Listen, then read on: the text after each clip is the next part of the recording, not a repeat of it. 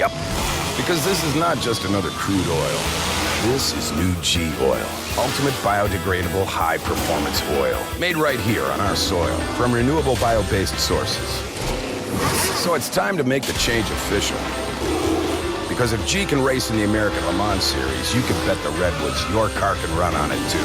New G Oil, only from Green Earth Technologies. Get more at getg.com. There once was a hungry road that wouldn't let drivers get very far. It wore out their tires, forcing them to buy new ones time and time again. Then along came the Michelin Man who proved the right tire changes everything. With long-lasting tires in place, those drivers were back on the road to saving money. Michelin Hydro Edge tires last up to 33,000 miles longer than a leading competitor. Michelin, a better way forward. When you think about it, it doesn't seem to make a lot of sense. Hundreds of hours to shave fractions of a second. Hundreds of hours in precision engineering. Analyzing. Perfecting. Pushing the limits of speed and safety. Patron Racing reminds you, when getting behind the wheel, know your limits. We do. Registering a website address has never been easier or cheaper because now there's Name Silo. Everybody needs a website address. Register your business name and get instant credibility. Got a hot new idea for a product or service? Register it immediately and protect your name and your children's names before somebody else owns them online. With the lowest everyday prices on the web, getting your website address is just a few simple clicks away. Name Silo. Cheap, easy, and secure. Register or transfer a website address and get your name on an ALMS race car. There are some of the huge crowd on Spectator Hill that we have all around this 2.5-mile circuit for the 14th annual Petit Le Mans 2011. Our Porsche aerial camera is really the only way to do justice to this huge crowd, and appropriate then that here in the ESPN3 booth, joining us as he tends to do at this time of the year, I'm delighted to welcome the founder of the American Le Mans Series, Dr. Don Panos. Don, welcome back to the booth. A little bit of a different feel for us this year, but the 14th running of this race, and as you look outside there with a record number of entries on the track, and surely this has got to be a record number of people watching trackside. Right, we were up 4%, I think, going into like Thursday, but that doesn't count the people that buy the tickets coming. That was kind of like what we'd sold out before the race, a week, 2 weeks, 3 weeks, a month. But now it looks like, no question, this is going to be a super record, somewhere between, I would say, 7,000 and 10,000 more than last year. You said right at the start of this, at the very first race, which wasn't even part of a championship then, we didn't even assume that it would carry on before the first year. If you build it, they will come. You Right. have, Yeah. they have, but honestly, at that first event, when it was a one-off, did you believe that we would have this out on Spectator Hill at Road Atlanta? No way. That first event, I think, was about 20-some thousand. And, in May of that year, we had sports car raced here. The Atlanta Grand Prix, we had 3,000. And we thought that was great. And then every year it's growing a little bit more and a little bit more. And last year was a record. We had a little downturn from the financial thing. But we have a financial thing now, and look at what's going on. And also 40 miles down the road is University of Georgia playing, and Georgia Tech, and it's football season. And here we are with all these great auto lovers. Now, integral to the growth of the American Le Mans Series, and indeed this event, has been your association with the ACO. We heard from Scott Atherton yesterday that association will continue, despite what some rumours and some naysayers have been telling us. Tell us a little bit about that. Well, first of all, I'd like to say to the naysayers, they can't stand it. They really just don't like to see anything like this. What is it about people who don't like to see success done? Well, I think that maybe they're NASCAR fans or whatever, from down wherever. But the fact is that our relationship with the ACO has been very good over the years. Sure, there always is, and those kind of arrangements, we are dealing with two different cultures. Our business model and how we race in the States is different than what is done in Europe during the regular seasons. You know, Le Mans, like Sebring, is a habit. Petit Le Mans is a marketing and promotion success. Don't go away. I want to ask you another question in a moment, but we have got the leaders coming in along the pit lane. At least the second place car is the number 8 of Stefan Sarazan, and one of the Peugeots too. Romain Dumas brings the number 1 in. The number 1 has come to a stop. Romain Dumas is going to get out of the car. Marcel Fassler is going to get behind the wheel of the car. They're telling Romain on the radio, follow the Peugeot. If the Peugeot comes in, you come in, and it'll be full service. So the fuel is now complete, and they are taking a new set of Michelin tires. Rick? Yeah, story on the Peugeot is they just came in and got fuel only. They did not change tires. They did not change drivers. As a result, a much quicker stop, and they're back out.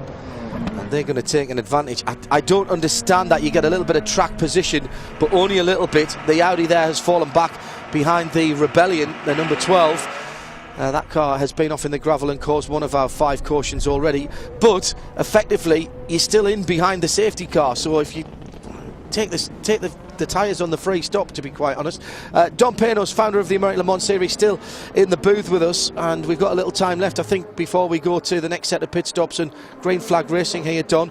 So there is the schedule for 2012, and the first thing that most people will notice is we've got 2 extra races in dates and places to be announced at a later date. All the favourites are back there, and that again, that must give you great succor and great pleasure to see that, because once again that proves the American Le Mans Series is in rude health.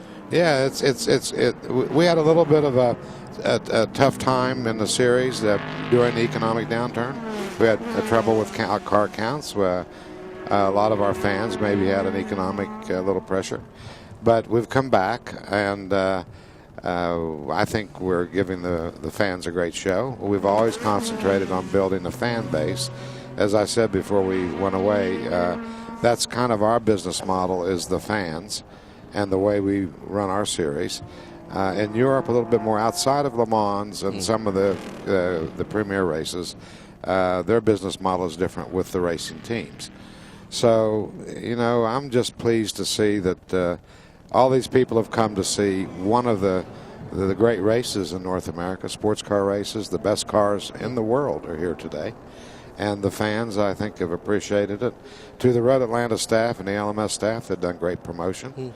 You can't drive down the highway without a billboard. You can't get gasoline without seeing it. I've heard it on the radio as I've been driving around Atlanta. And they've done a great job. And the fans have come. And like I said, anybody planning anything in North Georgia a week that Georgia's playing football, everybody says you're crazy. But I think we've gotten all the people that they couldn't get into their stadium. So very good. 11 races next year, and I hear rumours that we have got well-known circuits ringing up IMSA office here at Braselton saying we kind of would like you guys to come here. We understand there's an economic downturn, but you've got fans who want to come and watch motor racing. Right, and it's amazing. Yeah, and it's amazing when I walk around and people say, you know, I've been coming from Oregon or California to watch this race. This is my 6th year, and I brought my brother-in-law, and his family's decided they like this, and I hear that all the time. I want to say something about Baltimore this year. Everybody said it was a daft idea to go and race in a city centre, and between you and all the team with Scott and everybody else and the guys at ISOD IndyCar Series and of course the city of Baltimore, we delivered a remarkable event. Yes, unfortunately I wasn't able to be there. My wife has had some surgeries, but everybody's told me it was one of the great opening events anywhere they've ever seen. And if you were in Adelaide, maybe would have challenged Adelaide in Australia. I think so. Yeah. Thanks for joining us. You're welcome. Our best to Nancy as well. Okay. Tell her we were asking after her. Don Panos, I will. founder of the American Le Mans Series, joining us here in the ESPN3 booth. And delight to see you again, Dr. Don, as we're about to go green flag racing. Let's get ready. Shuffle back to the edges of our seats after just a little moment or two of taking a breath. And the drivers just weaving left and right, trying to get the pig off these tyres, and that is a real issue for everybody here as we come back to green. Jeremy. Yeah, and Mark Genet did not make a pit stop this time. It's a number 10 car. It's second on the road right now. We've got the PR1 Matheson Motorsports LMP Challenge car leading its class, but here comes now the number 10 car to take the lead overall, and right behind him is Adrian Fernandez. He's actually Stefan Muka, I should say. He's one lap down. He's trying to get back the lead lap. Indeed he is. And that would be a big move for them if they could. That car, as I said, touched wood very hard earlier on, that the Aston Martin keeps running well, and they had their victory at Mazda Raceway Laguna Seca, of course, last time out. Yeah, with the battling with the car that's right behind them, which is Guy Smith at the wheel of the Dyson Racing Giorgio Lola Mazda, and that car is one farther lap back as well. But still, only 2 laps down with 3.5 hours gone almost in the race. Good effort. And then that GT battle coming through the camera there with Bill Auberlen leading in the 55 Crown Plaza BMW. Then the 2 Extreme Speed Motorsports car. They've swapped around in that pit stop. 0-1 now ahead of 0-2. Johannes van Overbeek ahead of Rod Bell. 45 is Patrick Pilet now for Flying Lizards. 56 is Muller, and then this car we're on board with in 6th position, and he's only a couple of seconds, 3 seconds away from Bill Auberlen. Look, all of those cars ahead of 4 position. That is the battle for GT. I mean, we talked about it being game on a little while ago, and here it is. Absolutely fantastic racing developing here in GT. It's funny though, isn't it? I mean, maybe 45 minutes ago it looked like the race was kind of falling apart in GT. Well, it certainly isn't now. It's Bill Auberlen's got a little bit of a lead. Well, when I say a little bit, there's the 2 Extreme Motorsports Ferraris right behind him. Here we are on board now with the 0-2 car of Rob Bell. Yeah, Rob Bell stepping into this team for Sebring and for this race, normally racing with GMW in Europe. And the biggest difference for him, of course, is he's racing on Michelin tyres here, where he races on Dunlop back in Europe. Well, that's one of the differences. The other, he's got to get used to paddle shift, because none of the European cars, indeed none of the other 458s, have got the paddle shift. Just that 0-2 car. Now, here is the 045. Patrick Pilet is the 3rd driver joining Pat Long and Jörg Burmeister.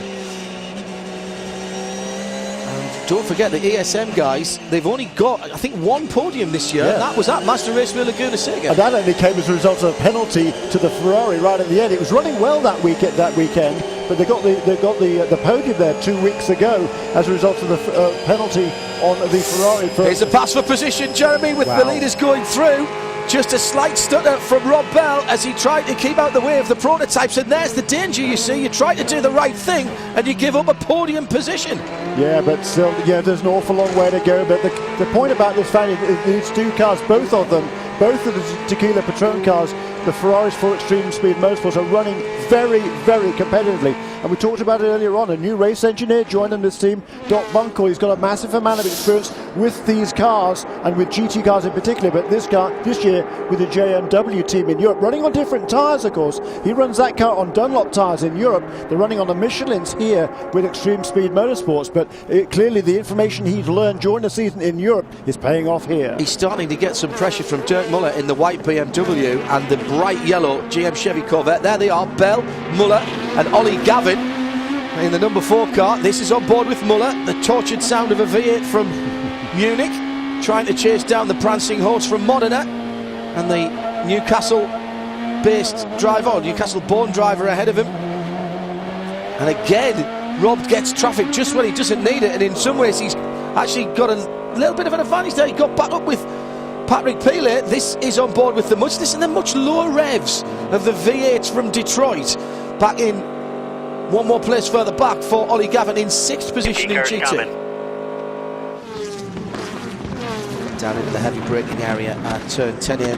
Big crowd around that area for the start. People tend to move away, although I've noticed that everybody still left their sunshades up there. They've come prepared this year to Road Atlanta. Never seen as many semi-permanent structures around the circuit as we've had this year, almost rivaling Sebring for people building viewing platforms. There's even one guy who hasn't brought a mobile home with him. He's on the backstretch. He's actually brought his boat on a trailer to live in over the week. I am not exaggerating at all. He doesn't have a mobile home, he told me, so he's took his boat out the water, put it on its trailer, and that's what he's been parked up watching from, so he's got somewhere to sleep and eat while he's watching the 14th annual Petit Le Mans with Mazda. There's all sorts of characters here this weekend, aren't there, on and off the track. It's wonderful to see. But this battle in GT is just tremendous. There is the Flying Lizard Motorsport car. It's Patrick Pilet now, and he just stepped into the car pretty much at the last minute. Mark Lieb was supposed to drive that car, but he lost his passport a week or so ago and wasn't able to get it back in time quite to make it here.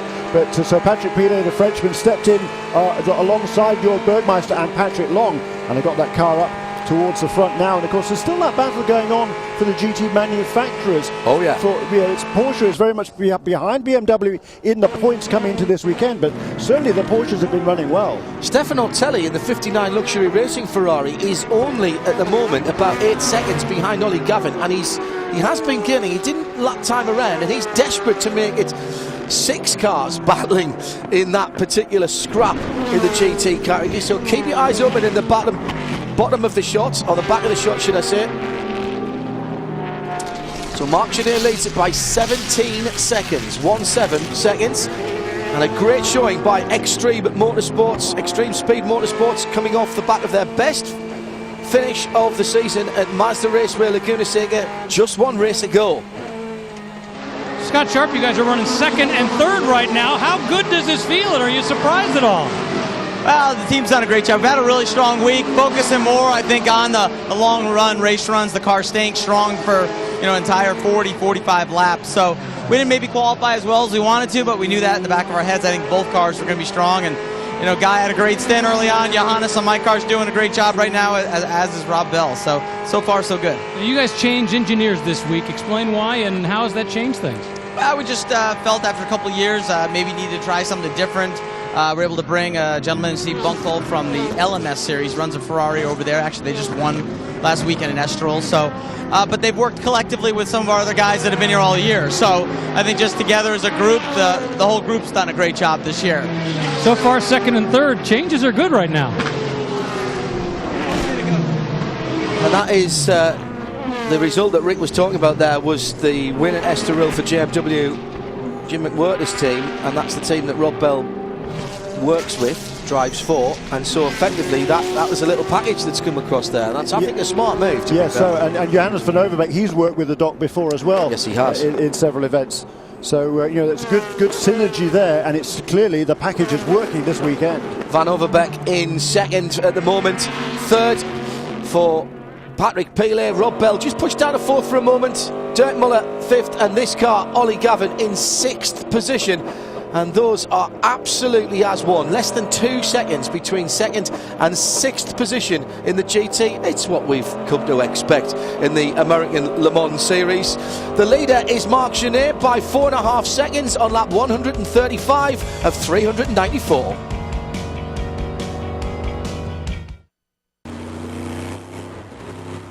Listen close. That's the sound of an aluminum block titanium valve V8 pushed to the limit, 24 hours straight.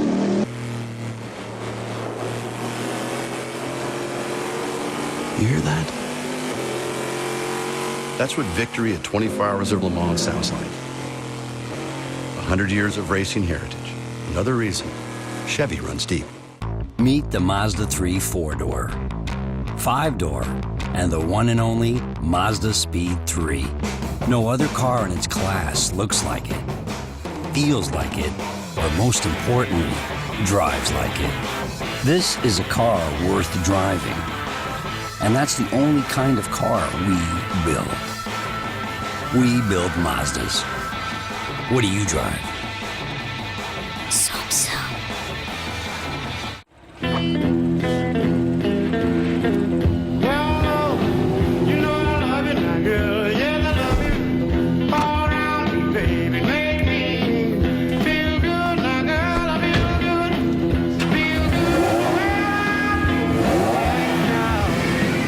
Designed with a singular purpose, yet somehow it manages to be so much more. Porsche, engineered for magic every day. American Le Mans Series presented by Tequila Patrol. The fusion of man, mind, and machine in the ultimate test, where the fight for first is around every corner and in the mind of every driver. It's 100% adrenaline. Rip, rock, tear, and burn. But there's only one winner. And only one place in North America to see the thrill of Le Mans. the American Le Mans Series, coming at you this summer on ABC, ESPN2, and ESPN3.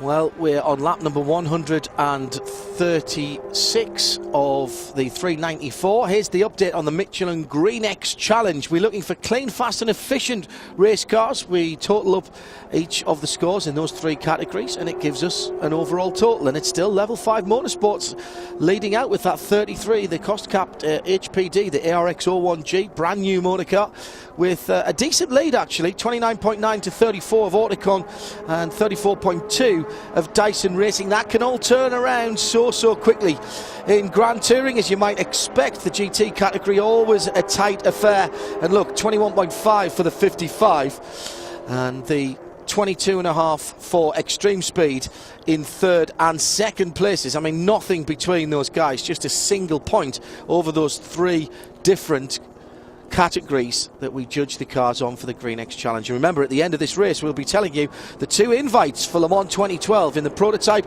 and the GT category. There is your leader, Marc Genet, coming round to click off another lap. Is it a good one? Well, it's not a bad one, even though he's through traffic. 11s and 12s through traffic is decent. Get a clear lap, you might get something quicker than that. 11.8 for Genet last time around, but Stefan Sarrazin and Marcel Fessler are beginning just to close down in the background.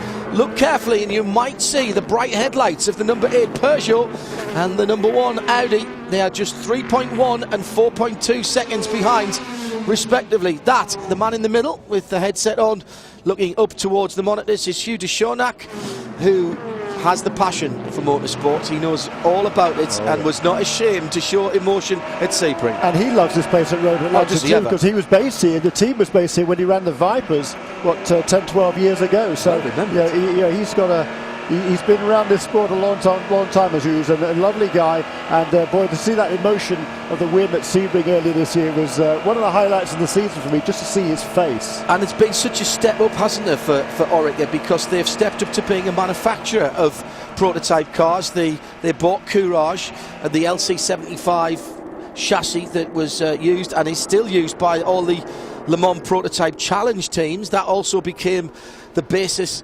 for the ARXs, as we're looking at potential pass for position here. Here comes Marcel Fessler down the inside, looking at traffic again, and once again Marcel gets the great run through and takes a clean move, no doubt about it at all, nice and decisive.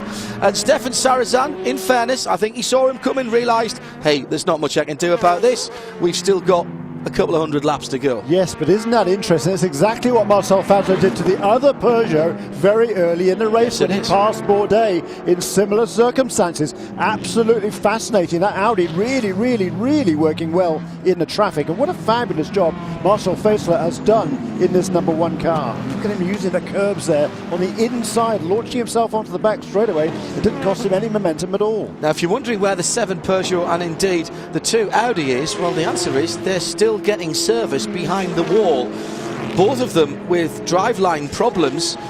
The Peugeot ground to a halt on the back straight for Sebastien Bourdais, and Alan McNish, after a little bit of contact with someone, and we still don't know what really happened there, came in and had the right rear corner changed, went out with Dindo Capello at the wheel, only did a lap and came straight back in with what they believed was a clutch problem.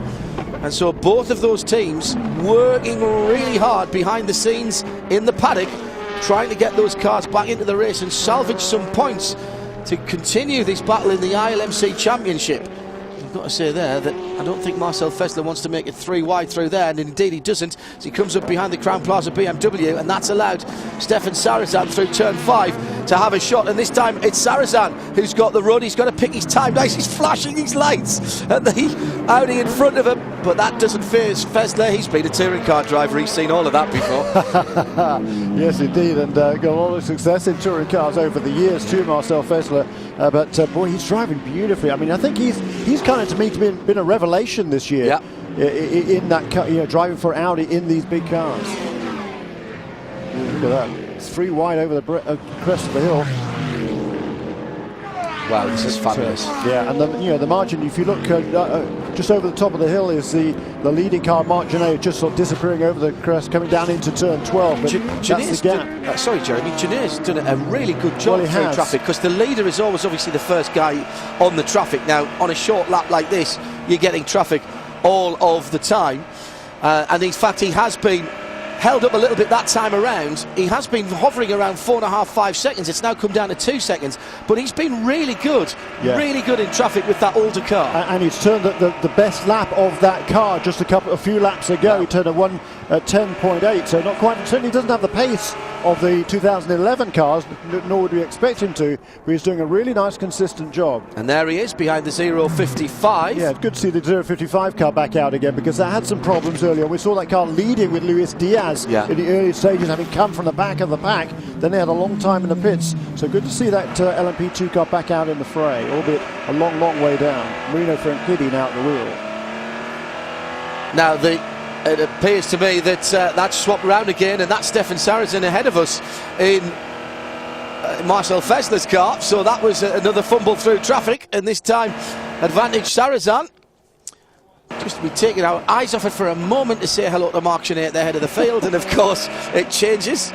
It will not be the last pass for position in the top 3. I predict confidently between now and lap 394. There you go. I'm putting that down on the table right now. I think we've had 10 or 11 changes of lead so far for 5 different cars leading the race and 7 different drivers. So that is the number 1 of Marcel Fessler, now back in 3rd position. Shout out for Stefan Mucke and Pierre Rags, by the way, in 4th and 5th position. They're just a lap and 2 laps respectively off the lead lap. Mucke had a slow lap that time as he come into the pits in the Aston Martin, because a 22.3 is not where that. I've been watching those 2 guys, and they've been lapping in middle 13s to 14s through traffic. No, yeah, he has. Looks like Mucke's come into the pit lane. Due a pit stop pretty soon, because he did not.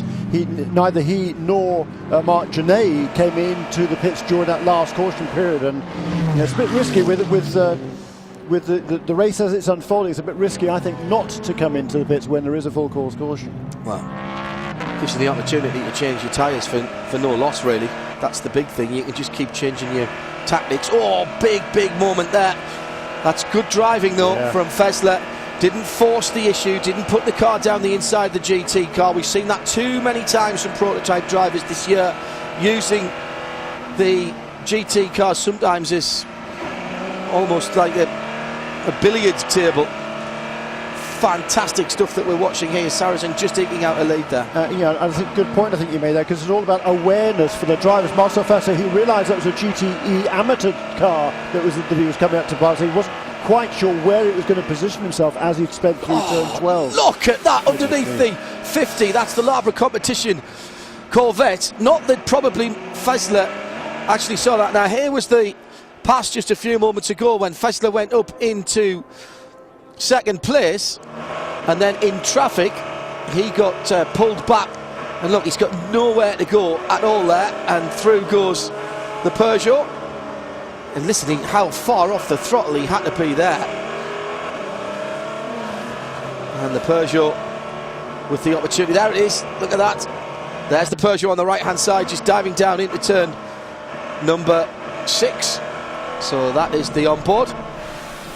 And he was down in 2nd gear all the way down the hill there, when normally he'd have been in 3rd or 4th before he turned in. The Porsche aerial camera giving us a great opportunity to see the crowds here, as now Genet gets a slow lap, but a very quick one by Sarrazin, a 1:10.8 in front of the packed crowd at Petit Le Mans, and the lead has come down all of a sudden to just under 2 seconds, Jeremy, with what, another second or so, less than that really, between 2nd and 3rd, and all of the leaders within 3.5 seconds. There they are in the same shot, going on the back straight. If you are there at the moment in the Aston Martin hospitality, look out from the deck, and there goes the 3 cars that are leading this motor race after a mere 143 laps and 3 hours and 40 minutes. The top 3 are back together again. Tremendous stuff, and Marc Genet has been Nice and consistent there, turning some really, really nice laps there in that 2010 car. But he's certainly going to be owing us a pit stop fairly soon. He was last in the pits almost an hour ago. Now here's some big news. This is the number 2 Audi following the clutch change, coming back out of the paddock, heading down towards the Yokohama Bridge, effectively going the opposite direction to the race, but he's not on the racetrack, of course. He's not even on the pit lane. He's in the paddock. So fix the tyres with the mega line, just to be sure. Now that's an interesting look at thing. That. Oh, Nose look at this. tail. First 3 together. We'll talk about what H was talking about at the moment. Pass for the lead. Down the inside. Saracen coming into 6. Will he get it done? Yes, he does. Clean as a whistle. 2 Peugeots, not 2 teammates, though. But I don't think, to be honest, Mark Genet made that too difficult. A former teammate of Saracen. And now it looks like Genet got blocked there behind the slower car, the GT car. And is this the opportunity for Fessler to go through? It's a drag race down to turn 10. It is indeed, but I think it is pretty sure that Fessler has the inside line there, the better track through the corner, and he will outbrake, or try to outbrake. He can't actually. No, he's through. He's through.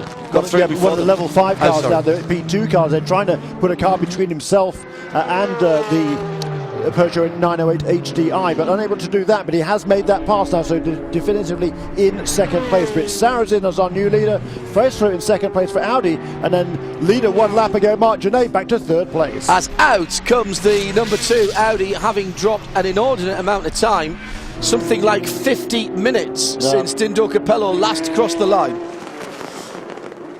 As the battle between Marcel Fessler and Stefan Saracen continues, remember on that last pit stop, Fessler took a new set of Michelin tires, whereas the Peugeot did not. So as this stint goes on, Marcel Fessler is certainly going to have the advantage. Expect to see the number 2 car go out for a couple of laps, then come in. I've just worked out what H was saying with a little bit of help from our comms and Bubba Clark relaying some messages to me. They need to reset the tyres to the mega line, which is the shift system and the clutch, to make sure everything is talking to everything properly.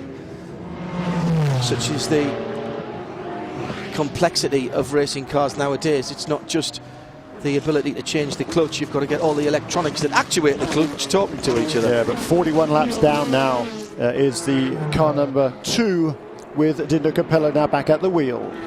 So our new leader, Stefan Saracen, goes across the line with 2.3 seconds in the bag as we head for more great racing here at Petit Le Mans. Can changing your motor oil really change the world? Yep. Because this is not just another crude oil. This is new G Oil. Ultimate biodegradable high-performance oil. Made right here on our soil from renewable bio-based sources. So it's time to make the change official.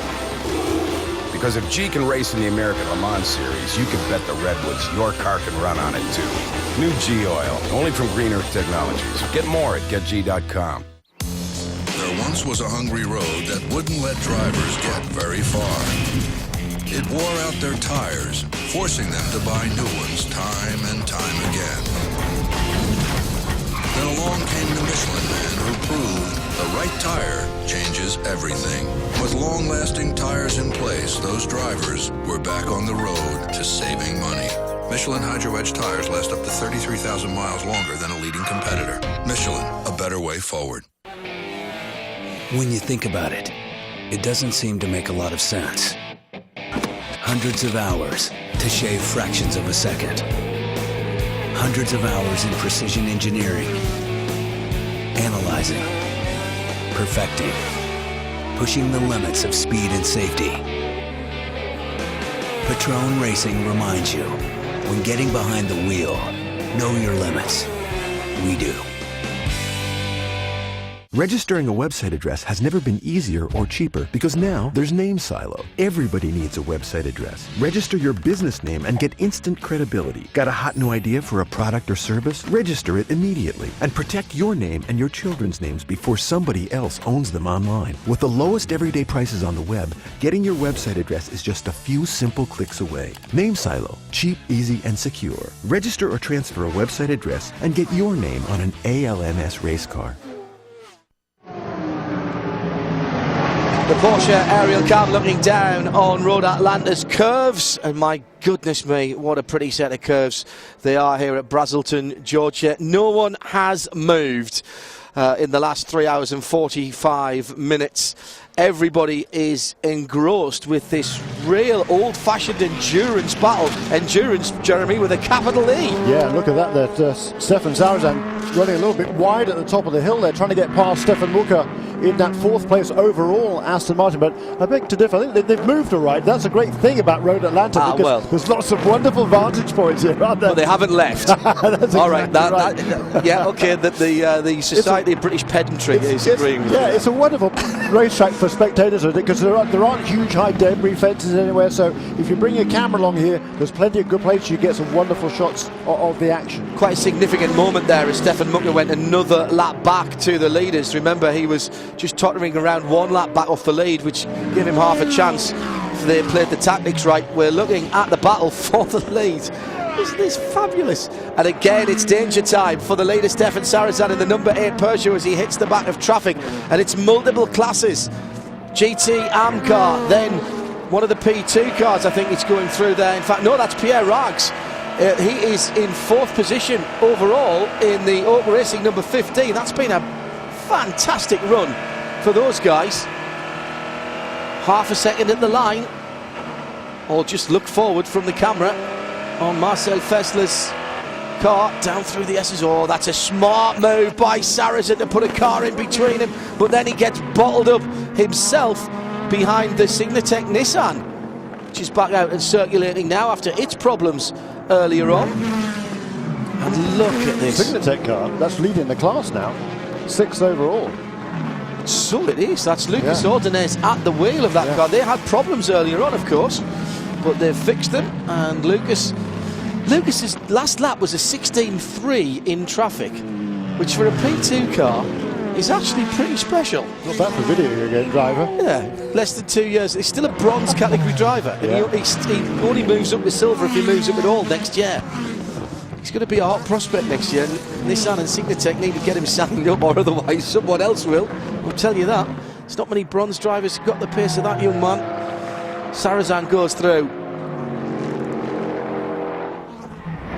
Still Fessler in 2nd. Now, when we want to look for another battle, we always default to GT, and that's never a bad thing to do, so we can go on board with the number 4. This is the 5th place GT car of Ollie Gavin in the Corvette, and right ahead of him is the silver and red, and silver and red in the American Le Mans Series means Flying Lizard. In this case, it's Patrick Peely, the 3rd driver this weekend, joining regulars Jörg Bergmeister and Pat Long, and they are in 4th position, and only 4 seconds up the road from them is Dirk Muller, and behind them is Rob Bell. So those 3 cars are all battling for position as in comes the 3rd place Peugeot and massively overshoots the pit. Yes, the number 10 Orica car has come to a stop in pit lane. It's very tight on pit road, though, as we've said a couple of times today. And right behind him, the number 26 Signatech Nissan was already in its pit stall, so he had to overshoot it. The crew pushed him back, so they did lose some time. Fuel going in right now. They are doing a driver change. Nicholas Manassian is getting behind the wheel of this Peugeot. They're going to also take 4 new tires. Right in front of them is the number 58 car. They're going to be making a pit stop very soon too, so the number 10 crew is going to try and get this Peugeot out as quickly as possible. Cars up on the jacks. They're doing the 4 new tires right now. That number 26 right behind him, though, that is your LMP2 leader. So they're also trying to do a very quick stop. Orica Matmut, a fantastic stop. He is out. However, the number 26 is having a very long pit stop because he is still sitting on pit road. Quite a bit in the hand because, in fact, as I said, I know he hasn't, because through has just gone there, Christophe Bouchou. Looked like they were adding some liquid of some description to the car rather than to the driver. There's Christophe Bouchou, the new leader in that 33 ARX. Yeah, running on different strategies. Both the Signatech car is now coming out of the pit lane, that Nissan engine Orica chassis, and the HPD with Christophe Bouchou, with whom we ride on board right now. Bouchou was last in the pit lane on lap 123, and that was about, 25 laps ago, so he's still got a fair bit to do on this stint. Just for the sake of probity, 3rd in P2 at the moment, although a distant 3rd, down in 27th overall. A couple of laps 5 laps away from this battle at the head of the field is the United Autosports car. That's the Oak Racing P2 car, the Oak Racing Pescarolo, with the 22 of Mark Patterson, the red, white and blue car. Yeah, they've done well because they had some problems early on, as we saw. Stefan Johansson was in the pit lane and stationary. And they've fought back, as I say, many laps down. Now looking at the head of the field, that battle still continues.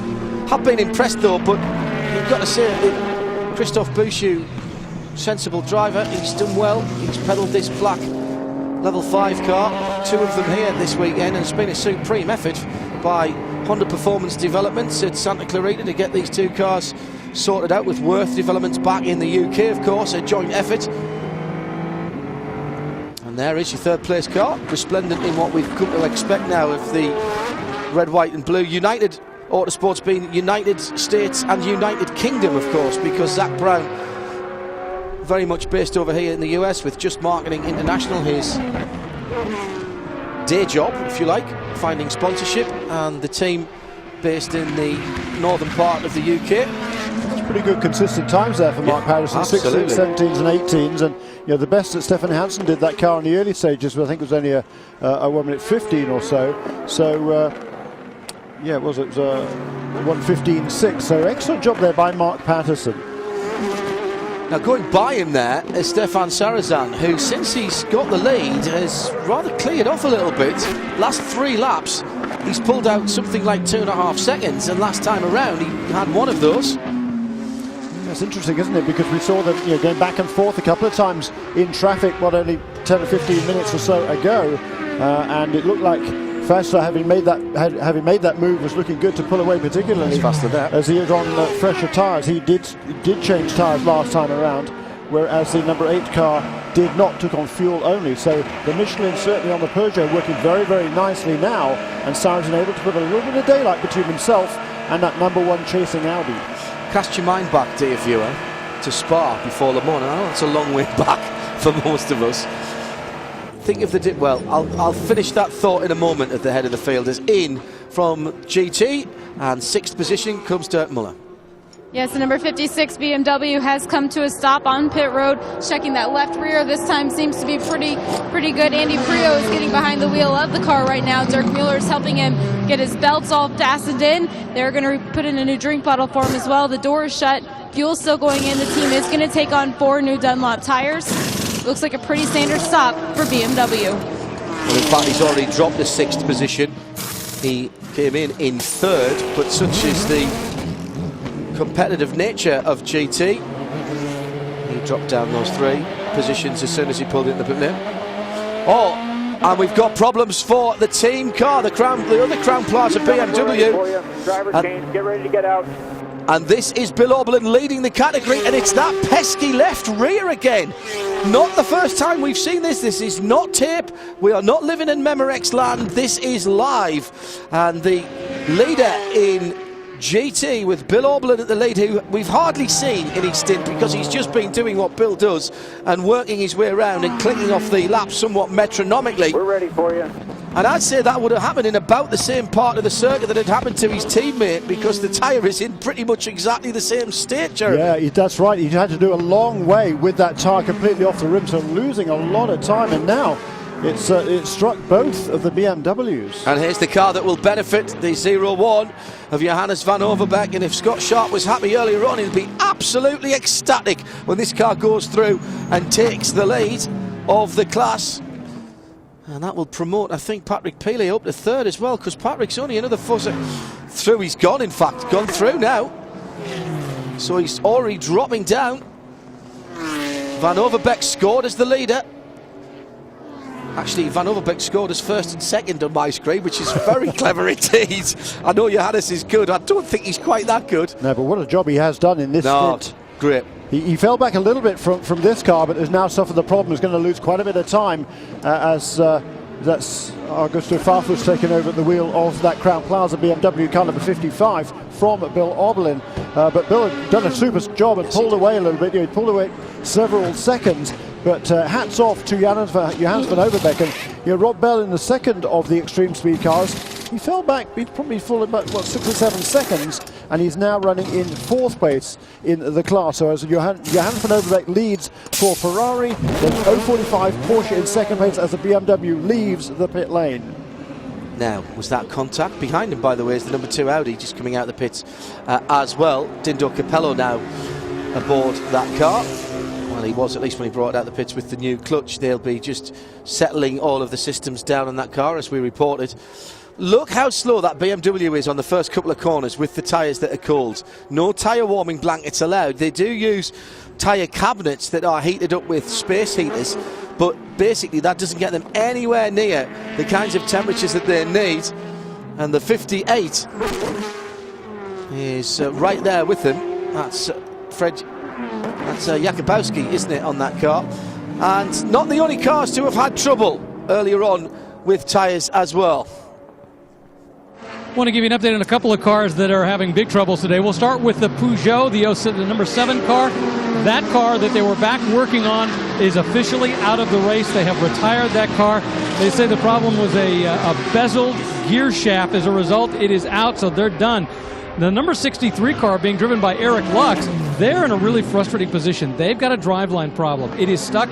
You saw it a lot earlier. They're stuck out on the track. It's on a flatbed. The team has been trying to convince the officials to allow it to get back into the garage area so that they can work on it. However, during that last full course caution, they weren't able to do it. They haven't had a full course caution since then. As a result, they're slowly but surely getting further and further behind. The most significant thing, of course, is that Eric Lux was in the running to win the LMPC championship. He was ahead by 3 points. If he can't finish the race, and Gunnar Jeanette and Ricardo Gonzalez can, then they will win the championship.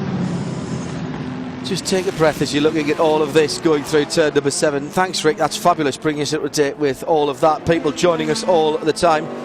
2nd, 3rd and 4th in GT now, with Ollie Gavin right in the middle of that. The Lizard of Patrick Pilet just visible ahead of the Aston Martin, the Gulf car.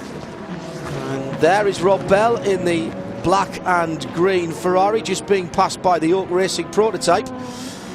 And he's also got in there as well one of the coupes. Is that the Dyson car? Yes, it is, coming back through the field.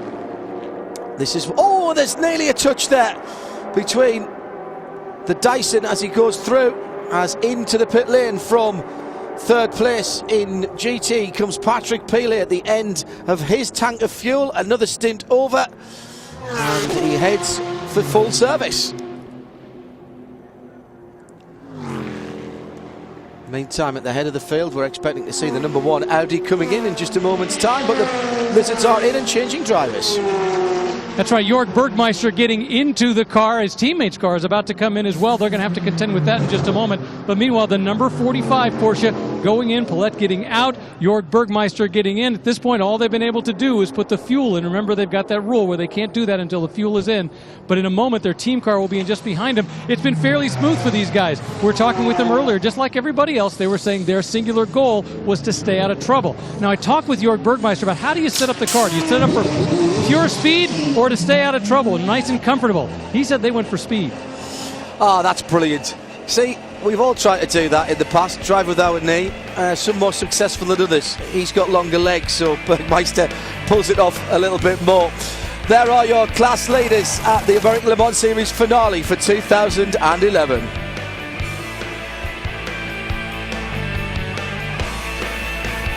You're watching the American Le Mans Series on ESPN on ABC. Listen. Listen close. That's the sound of an aluminum block titanium valve V8 pushed to the limit. 24 hours straight.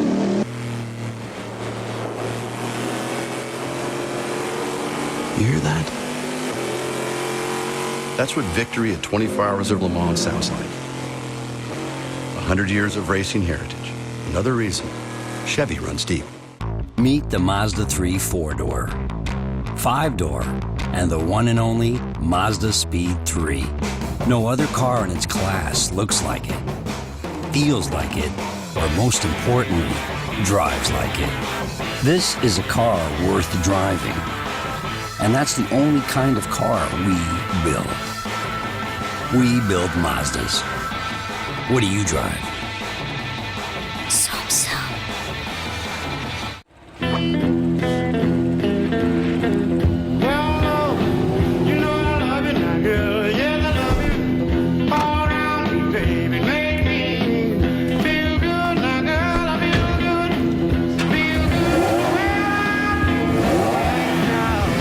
A car designed with a singular purpose.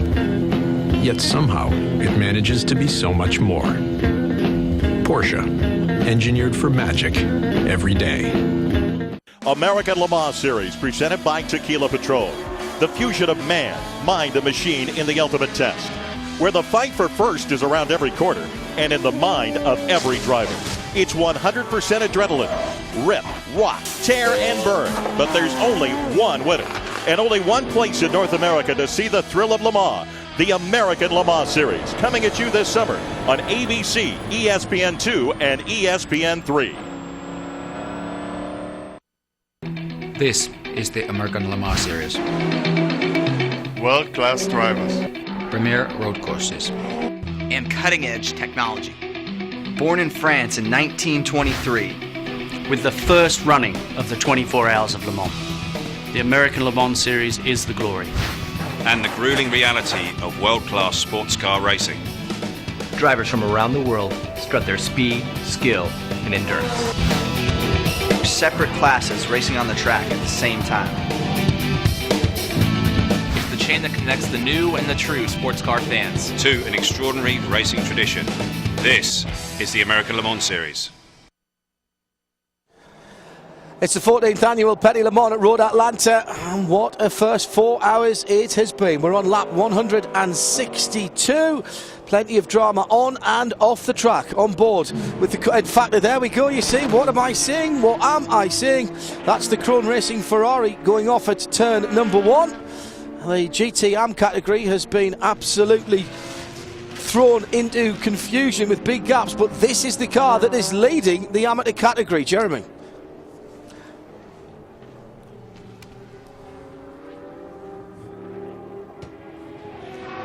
The number 8 Peugeot coming in to make a pit stop. We see him fueling the car right now and cleaning off that windscreen, as this track is so dirty. They don't have any tires standing by. Well, they do on the wall. We'll see if they're going to get to those. They didn't take tires on the last stop, so I'm guessing they will. A long fuel stop, and no, fuel only, Jamie. The number 1 Audi has also come to a stop on pit road. Looks like this is going to be a fuel only stop as well. And they are taking this opportunity to clean out the air ducting on the nose of this Audi. They did that, and now they're going to send him out. So fuel only for the number 1 car. That's significant because they had a very good run in prospect at Imola, and it was ruined in the second half of the race, which we would be into the second half of the race now for a European race, the 6 hours, and we're into hour number 5 now, aren't we? They had it ruined by having the brakes overheat. They had a lot of problems with brake temperatures at Imola, so that may be precautionary. And the number 50 has just been called for a stop plus 60 seconds for avoidable contact. Stop plus 60 tends to be the standard stop, and these are the champions. Oh my goodness, well that was what caused the leader in GT-AM to go off, and that was not a high percentage move by the Labra competition number 50 Corvette, which, as I say, has already won the LMC Championship. Yeah, Patrick Bornhauser driving that car, and I think that he was trying to get back on the lead lap. I think. Oh, big spin on the front straight. Sorry, Jeremy. Ouch. It's the 63 car. This is the Genoa Racing. Can he get it going again? Yes, he has. Wow, look at the black marks on there, and that is a big wake-up call. Now, Christian Zugel. Has he got any? Do you know, I don't think he has got any damage. That is a huge accident to have there and come away. A little bit of damage on the right rear, and I do mean the right rear this time. I've seen it done there to spin coming off turn 12, not hit anything, but it's a pretty good feat, I can tell you. Not easy to do. Well, again, did he jump or was he pushed? He looks, yeah, he's got a little bit of damage on the right rear legality panel. My goodness me, it looks like he ran wide coming out of turn, the final turn, turn 12. Not sure how that legality panel got broke. Look at that Peugeot going by. That was the leader, of course. No, that was just him, and bouncing across the grass is what did for the bodywork at the back. It was the Audi, excuse me. It was the number 2 of Dindo Capello that went through. And everybody's going, oh no, brake, please don't let anybody run into the back of me. That's the worry though, isn't it, Jeremy? You come out one of those quick corners, you've avoided the incident. Oh, and now it's the Lotus at the top of the hill, the 64 car. I haven't spoken too much about the two Evoras, they really haven't been featuring. It's Casper Jensen at the wheel of that car, down in 15th position in GT. And that may not want to restart. Look at the steam coming from the front tyres. Yeah, from the brakes there. As soon as that car gets stationary, the brakes are very, very hot indeed, and there's no air coming to them, as is the instance right now. Then they're going to get overheated very, very quickly. Trying to get it fired up though, isn't he? You've just got the feeling that his right thumb, or wherever the starter button is, he's working overtime at the moment. Their headlights have gone off. He's recycling the master switch. You can see the positioning lights flashing down the side. He's done that Control Alt Delete reset. Master switch off, master switch back on again. Try the starter. And that Lotus is being a little recalcitrant. Oh, almost there. Now has he got a trouble getting into gear? No, he's done it. Well done. Gone through all of the cycling through the systems again. You know, let's just remind everybody, this is a very phenomenally sophisticated race car. It's not like you can just dump the clutch and turn the key. And now that he's got going again, Casper, let's see what caused it. Here he comes, in close proximity to a prototype, but didn't seem to be any sort of contact there. Keeps it out of the wall. The car started its life very well at Spa, and they look like they might have a little winning package here in this car, as the 50 car is serving its penalty and now will fall off again the lead lap in the GT app.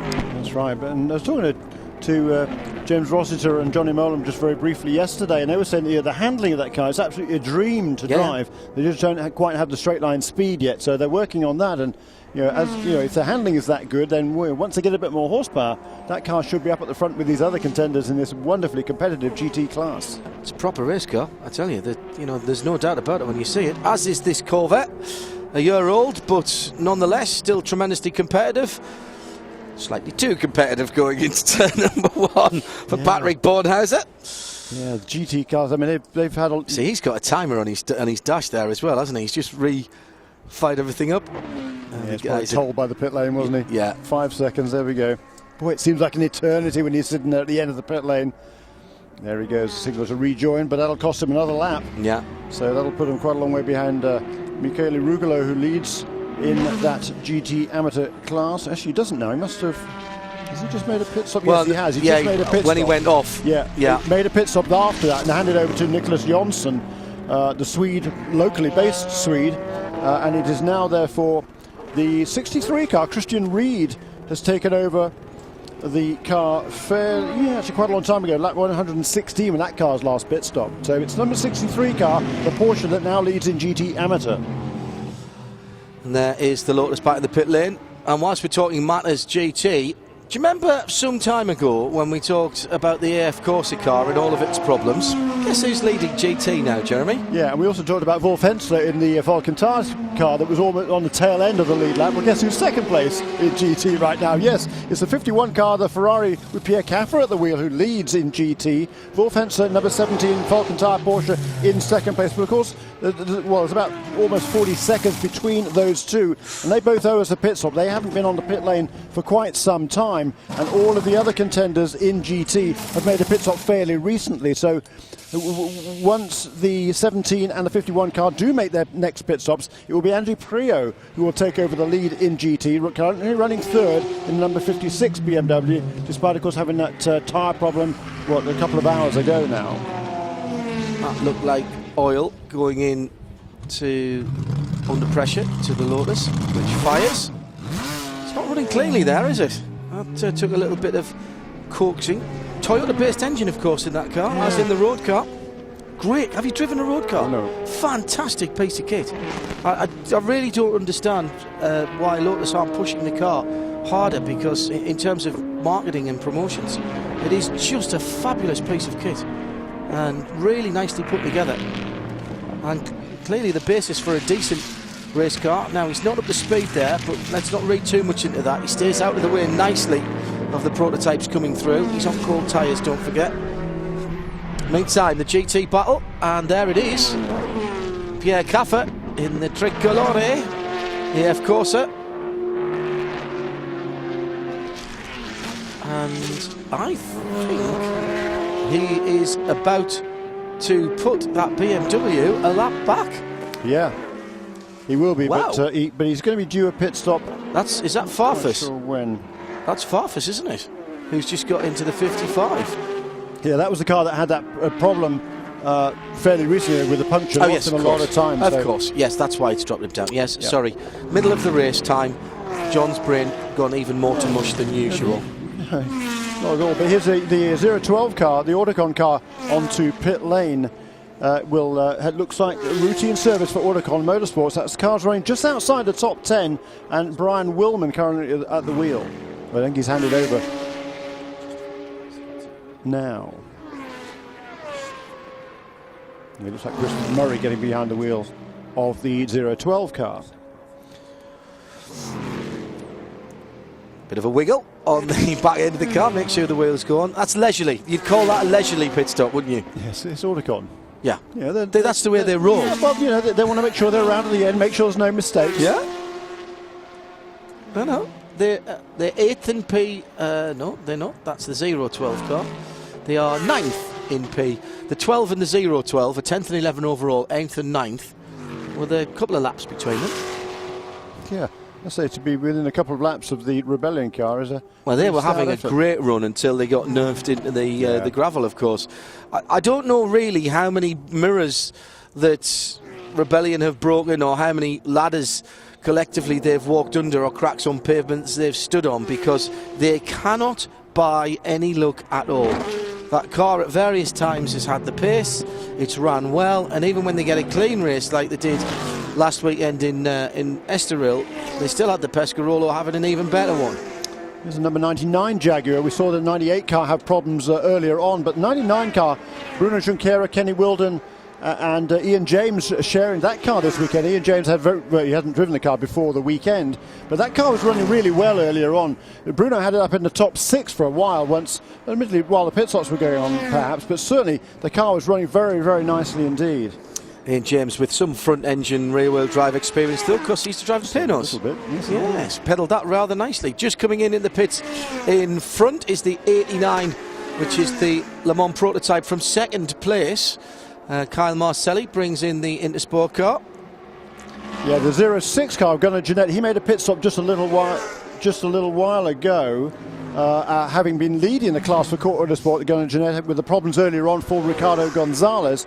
And so they're in the middle now of a sort of pit stop sequence for all of the LMP2 cars. You know, when I said that leisurely pit stop for the 012 car, not quite leisurely enough on the way in from Brian. Pit lane speed violation. Oh, really? So they've been... Shame. Brian's a great character. And I tell you, he drove what he considered the best stint of his life at Mazda Raceway Laguna Seca a couple of weeks ago.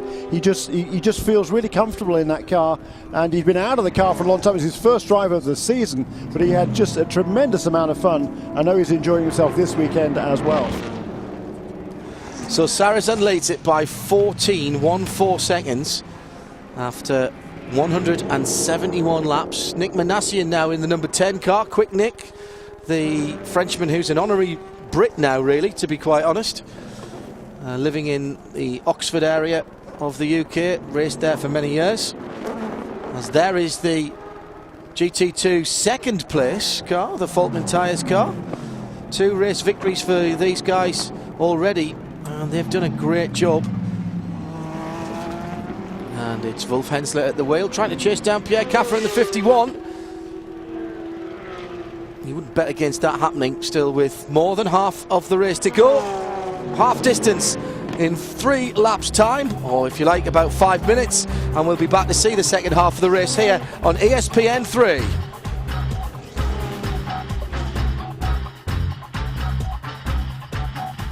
Can changing your motor oil really change the world? Yep. Because this is not just another crude oil. This is new G oil. ultimate biodegradable high-performance oil. Made right here on our soil from renewable bio-based sources. So it's time to make the change official. Because if G can race in the American Le Mans Series, you can bet the Redwoods your car can run on it too. New G Oil, only from Green Earth Technologies. Get more at getg.com. There once was a hungry road that wouldn't let drivers get very far.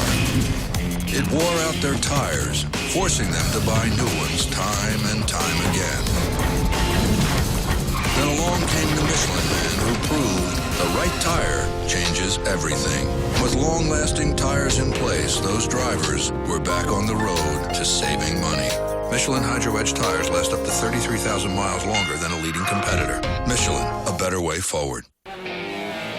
When you think about it, it doesn't seem to make a lot of sense. Hundreds of hours to shave fractions of a second. Hundreds of hours in precision engineering. Analyzing. Perfecting. Pushing the limits of speed and safety. Patron Racing reminds you, when getting behind the wheel, know your limits. We do.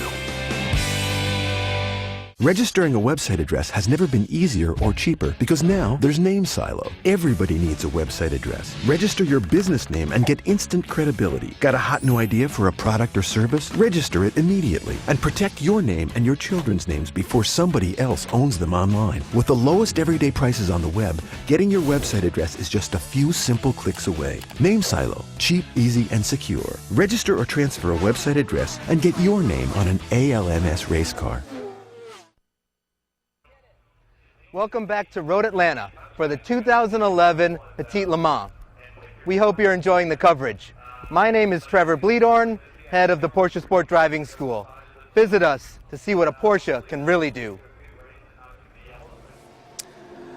And down in the pit lane, drama for the leading Audi, or the best of the Audi, should I say. The number one of Marcel Fessler out of second position. 10 seconds. In the pit lane for another 10 seconds, as you heard on the Petit car radio. And this was a really interesting infringement. Remember, in the ACO rules, you are not allowed to do any work on the car while it's standing still. Well, do you remember at the end of the last stop, we saw somebody leaning in and pulling out any debris from the front brake ducts? Well, that was done after the fuel went in, but while the fuel was going in, they threw water on the brakes, and that's doing work on the car to cool the brakes down, and that is why they've just spent a minute in the pit lane. Again, another mistake by one of the big teams. Never seen so much going on. People blowing exit lights, people speeding in the pit lane, people flaunting rules that they know very, very well indeed. Now, I've explained it. Let's have a look at what happened in that pit stop that caused. Now, watch the left-hand side, the right-hand side. Look, there he is. He's got something in his hand, and he's squirting it on the tyres. You can see the steam coming off, and the official spotted it straight away. And that's what's brought the rule. I mean, frankly, I think that's ridiculous. I mean, he's not allowed I thought the rule was you're not allowed to touch the car. He didn't touch the car. Not allowed to work on the car. And you're allowed to spraying something on it is working on the car. Yes, it is. Ridiculous. Well, of course it is. He's cooled the brakes down. Absurd. He's worked on the car. It's back out. It's on the run out on the pit lane. Marcel Fessler has to cool himself down now because clearly that pit stop and penalty was nothing to do with him. As you can see, we're joined in the ESPN3 booth here by Scott Atherton, the president and CEO of the American Le Mans Series and IMSA. Thanks for joining us. I know your time is very valuable, and it's about this time of the year that we ask you very similar questions, so I apologise in advance, and I'm sure you've been asked them already. First of all, well done to everybody here at Road Atlanta, and indeed to all the IMSA and the ALMS staff for another great year of racing. I couldn't agree more, and there's so many people that deserve all the credit for putting that together. I mean, most especially the teams on the track that have given us the most competitive, the most fan-engaging racing that we can ever remember. And for the record, I like hanging out with you guys. It's kind of nice and quiet and comfortable in here. That's good, isn't it? This morning, of course, it's the traditional now state of the series. Yesterday morning, the traditional state of the series address, that when you stand up there in the full glare of the publicity and spotlights and basically break down what's been happening over the last season, and in some ways just as importantly looking forward to the next year. And my goodness me, rabbits hats pulled out of, rearranged into a well-known phrase or saying. Well done. It was a great hour as far as the presentation goes. I think we covered a lot of ground. Some of the highlights of this year, with the great support of all those from the ESPN3, ESPN2, ABC side of the house. We've delivered about half again as many more households this year through our broadcasts that we've done in the past, so we consider that a big win. Today's broadcast and tomorrow's ABC show, I think, should put us over the top and nearing a doubling of the overall households for the year. The good news coming forward as far as television is concerned is 4 live TV broadcasts next year.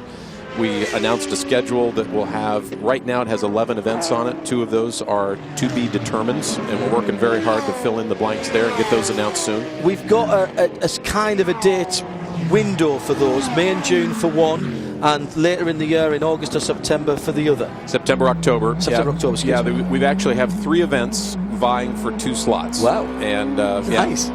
We've got, thankfully, all 3 camps, so to speak, are here with us this weekend. I think their eyes are opened even wider than before as to what an opportunity this series represents to them. With full recognition of course, the ILMC aspects of this program that's going on this weekend.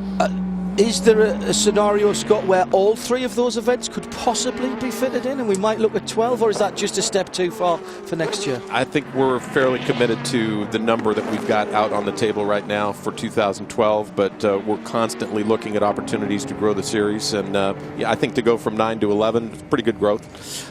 You will have noticed from the graphic there that all of this year's events were there. They've been shuffled around a little bit. Laguna Seca moves up the calendar back to earlier on in the year, and we get to see it when there's green in it again, which we've done before, and it's been successful. How important is it to get the balance, and how difficult is it to get the balance of a 9 or 11 race schedule right through the year, not just for the fans and for the tracks and the promoters, but also for the broadcast package? It's a tremendous juggling act that involves, of course, the individual venues and their schedules, and they don't want to conflict with any local events that are taking place.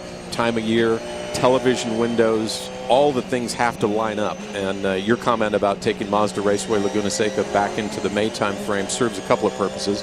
One, it was a promoter's request, so Joe Campbell and the crew out there said if we could move back to May, that would be our preference.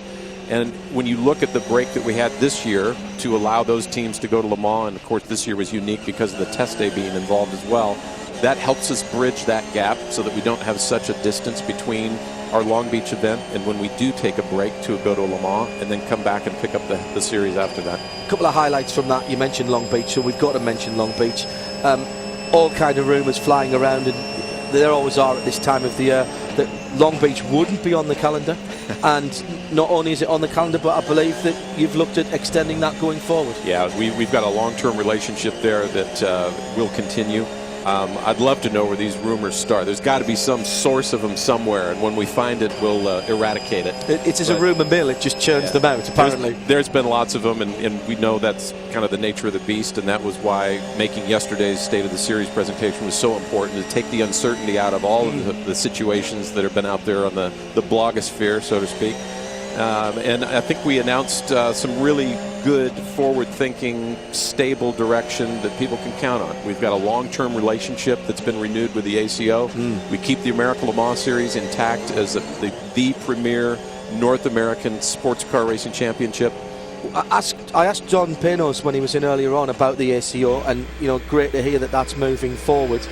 Also, some detailed changes about Sebring, particularly next year, and how that will work in terms of the ILMC and the ALMS entries, and just again cementing the fact that you guys talk to the ACO and that it is a genuine partnership. It is absolutely a partnership. I think that's another area where there's been a lot of inappropriate speculation and I think inappropriate rumor out there of how our relationship is. GT leader is in the pit lane. We'll just keep an eye on that. It is Pierre Caffer getting out of that car as the fuel goes in.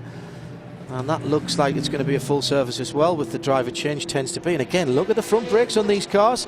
People are working much harder now as we go, 4.5 hours into this race, 179 laps. Scott Atherton still with us in the ESPN3 booth. Yeah, the composition of the ILMC and the ALMS entries for Sebring has been balanced, and I think that's it's one of the things that it actually underlines that proper partnership that you have with the ACO. Yeah, it's, there's partnerships on paper and in press releases, and then there's partnerships in the practical application of it. And I think after 14 years with the ACO, we have proven that this truly is a partnership.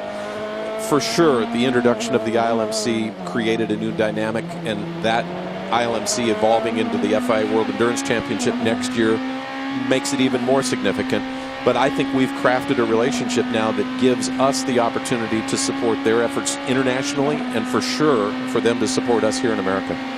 Obviously, we're waiting for the World Endurance Series, the World Endurance Championship calendar, which will come out at Zhuhai along with the Le Mans Series calendar. Just underlying as well, by the way, the ALMS have organised themselves again earlier than anybody else in the sports car world. Petit Le Mans is the other area of rumour that I know that you want to address. Apparently, according to the rumours, this is the last ever Petit Le Mans. Yeah, absolutely. Right. Yeah. Well, hopefully the schedule announcement proves that one false as well. Petit Le Mans has, in the 14 years that it's been in existence, it's hard to believe it's been that long. You and I are still so young to be here for the 14th time. But the fact that it's back on the schedule should, as I say, kill that rumor. And we really do need to wait for the WEC calendar to be finalized to know how this race will potentially be affected or not. All I can guarantee is there will be Petit Le Mans on October 20th next year, and I guarantee it's going to be a spectacular grid, and it'll most likely be an event very similar to this. I kind of don't expect you to comment on this, but Petit Le Mans was a big event before ILMC and World Endurance Championship, and if it was not to be, I'm not sure that it would make a huge amount of difference to the guys up there on Spectator Hill. Well, first of all, I appreciate the comment, and I agree with you wholeheartedly. I also believe that because of the relationship we have with the ACO, that under such an example that this event wouldn't be part of the WEC, who's to say that the majority of these entries wouldn't be here anyway? We have that support of the ACO for them to support that with us. We have an agreement that the events of any description are going to be separated properly on the calendar, so there won't be... Got a little action on the track there too. That'd be a Lotus Evora that has gone around coming out of turn number 12 on the pit straight, and again seems to have avoided any major contact. That's 2 for 2 as far as big spins down there are concerned, Jeremy. I'm impressed. I tell you what, I mean, that really is a scary place to spin coming off turn 12 there. It's very easy to do, because if you just run a little bit wide there, you get on the grass, and there's not a lot of traction on the grass. It's pretty dry here now, but look at the Peugeot. They're just ducking to the inside of the Jaguar that slowed right down. But again, yeah, no contact. Boy, that went round quickly, didn't it? To a Peugeot and the number 2 Audi in there again as it went through with Dindo Capello at the wheels. Just finishing up with Scott Atherton here as we go on board with the second place car of Marcel Fessler. This is the number 1 Audi now, having dropped off effectively in fact, no, just on the end of the lead lap, isn't he, after that stop and hold penalty for working on the car. I think everybody knows the status of Petit Le Mans, so thank you for that honesty in that answer. Thank you, Scott, that's much appreciated. You mentioned 4 live TV shows for next year. Are they decided on which races they are, and are they decided on which channels they are? Because clearly part of the whole strategy of the new broadcast deal for this year was teaming up with ABC and ESPN. Yeah, we have made those decisions. It was on the graphic. You're going to test my memory bank, and I would hate to misstate, so I'll say go to the website and you'll see it.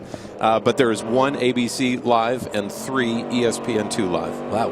And that, again, that is going to significantly affect the number of eyes on the championship moving forward at a time when teams, sponsors, series partners all want to get the biggest value they can for their investments. Well, there's no question that our TV and digital platform this year has moved us light years ahead. The value associated with that is inarguable. It's substantial and growing, and I couldn't say enough yesterday or today about what the future holds for us. Scott, thank you for taking time. If you want to hide out here, we'll tell you everybody that you left ages ago, but I know you've got lots of things to do, as we've got more pit stops with Jörg Bergmeister bringing the 4th placed GT car in, the 045 Flying Lizard. Yeah, and this is unscheduled pit stop. That car shouldn't be in right now. It's only done 20 odd laps since its last pit stop. So far it was just fuel and tires, although now we can see that there was a puncture in one of those tires, hence the unscheduled pit stop. I think it came off the left front, although it was hard to tell exactly what. So unscheduled stop there for the Lizards, but they got it done quickly nonetheless. Yeah, spot on there, Kelly. Just before we let Scott go, I think you've got one more thing to say. I just want to say, and this is personal and it's professional, I've had the opportunity to listen to both you guys. I can tell you that I've never experienced better sports car television than what you two have brought to our ESPN3 broadcasts. And on behalf of myself personally, and I think I speak on behalf of everyone that follows this sport and watches and listens, well done you. Thank you very much, Scott. And what I would say is you well know it's a team effort, and when you've got the kind of action that we have to talk about and the kind of pictures that we have to talk about, from everyone from cameras to people who run the cables, it's pretty easy to do what we do. Scott Atherton, thank you very much indeed. More drama. The scriptwriter's earning his money again today as in comes the 61 into the pit lane with a right rear flat tyre. Boy, we've had a lot of punctures today. This is really unusual. I mean, how many punctures have we seen all season long? I doubt we've seen half a dozen, but we've had a lot more than that even just this afternoon. This clearly will need to be fueled first, and then everything else will happen after it. Doesn't look like there's any other damage on really Aguas AF Corsa, the GTE AM category. This is exclusively ILMC, of course, ACO category, really made for Le Mans. And that's worked really well for the guys who want to win a trophy. Now, this is the Lotus from on board the Jaguar. Jeremy, you're a racer. Watch this. Yeah, he just got a little bit wide there going into turn 12. And look at on board the Jaguar. I mean, gosh, get on the brakes there. Just make sure, safety first there for whoever was aboard that Jaguar. Did you see how quick the Peugeot went past on the far side? Magic stuff. Absolutely magic stuff. And a good turnaround by AF Corsa, getting out of the pit lane. One more time. Let's just have a look at the Peugeot in the back now. Not the first Peugeot, not the first Audi, the Peugeot. Look at that. Oh my goodness me. What is going through the mind of the Peugeot driver at that point when he sees Stefan Sarazan? What's the Jaguar doing, I think, is what is going through his mind. He really was a little bit too cautious, I think, in that instance. And Stefan Sarazan knows the colour of adrenaline. We'll be back with more from Petit Le Mans after this.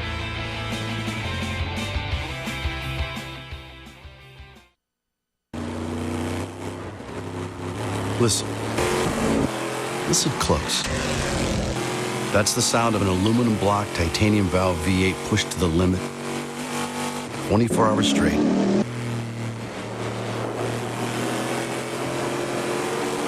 You hear that? That's what victory at 24 Hours of Le Mans sounds like. 100 years of racing heritage. Another reason Chevy runs deep.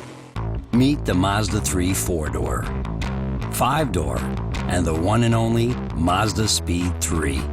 No other car in its class looks like it, feels like it, or most importantly, drives like it. This is a car worth driving. And that's the only kind of car we build. We build Mazdas. What do you drive?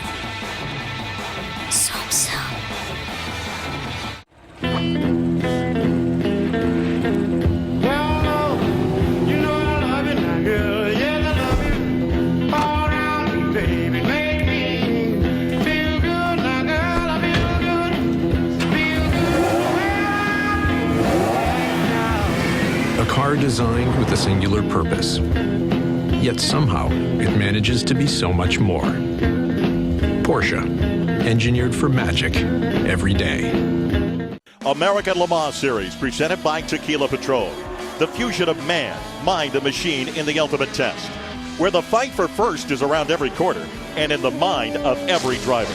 It's 100% adrenaline. Rip, rock, tear, and burn. But there's only one winner, and only one place in North America to see the thrill of Le Mans. The American Le Mans Series, coming at you this summer on ABC, ESPN2, and ESPN3.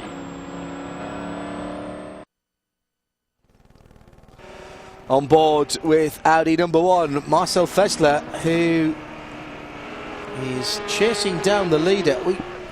Yeah, he's not quite a lap down.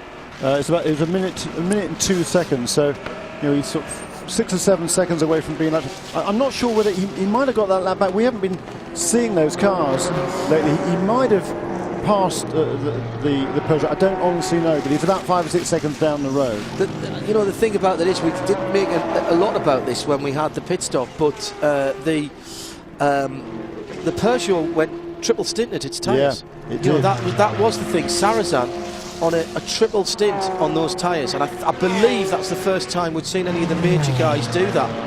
And that is, and I was about to make a point some time ago about Spa and Le Mans, about tyre wear and pace.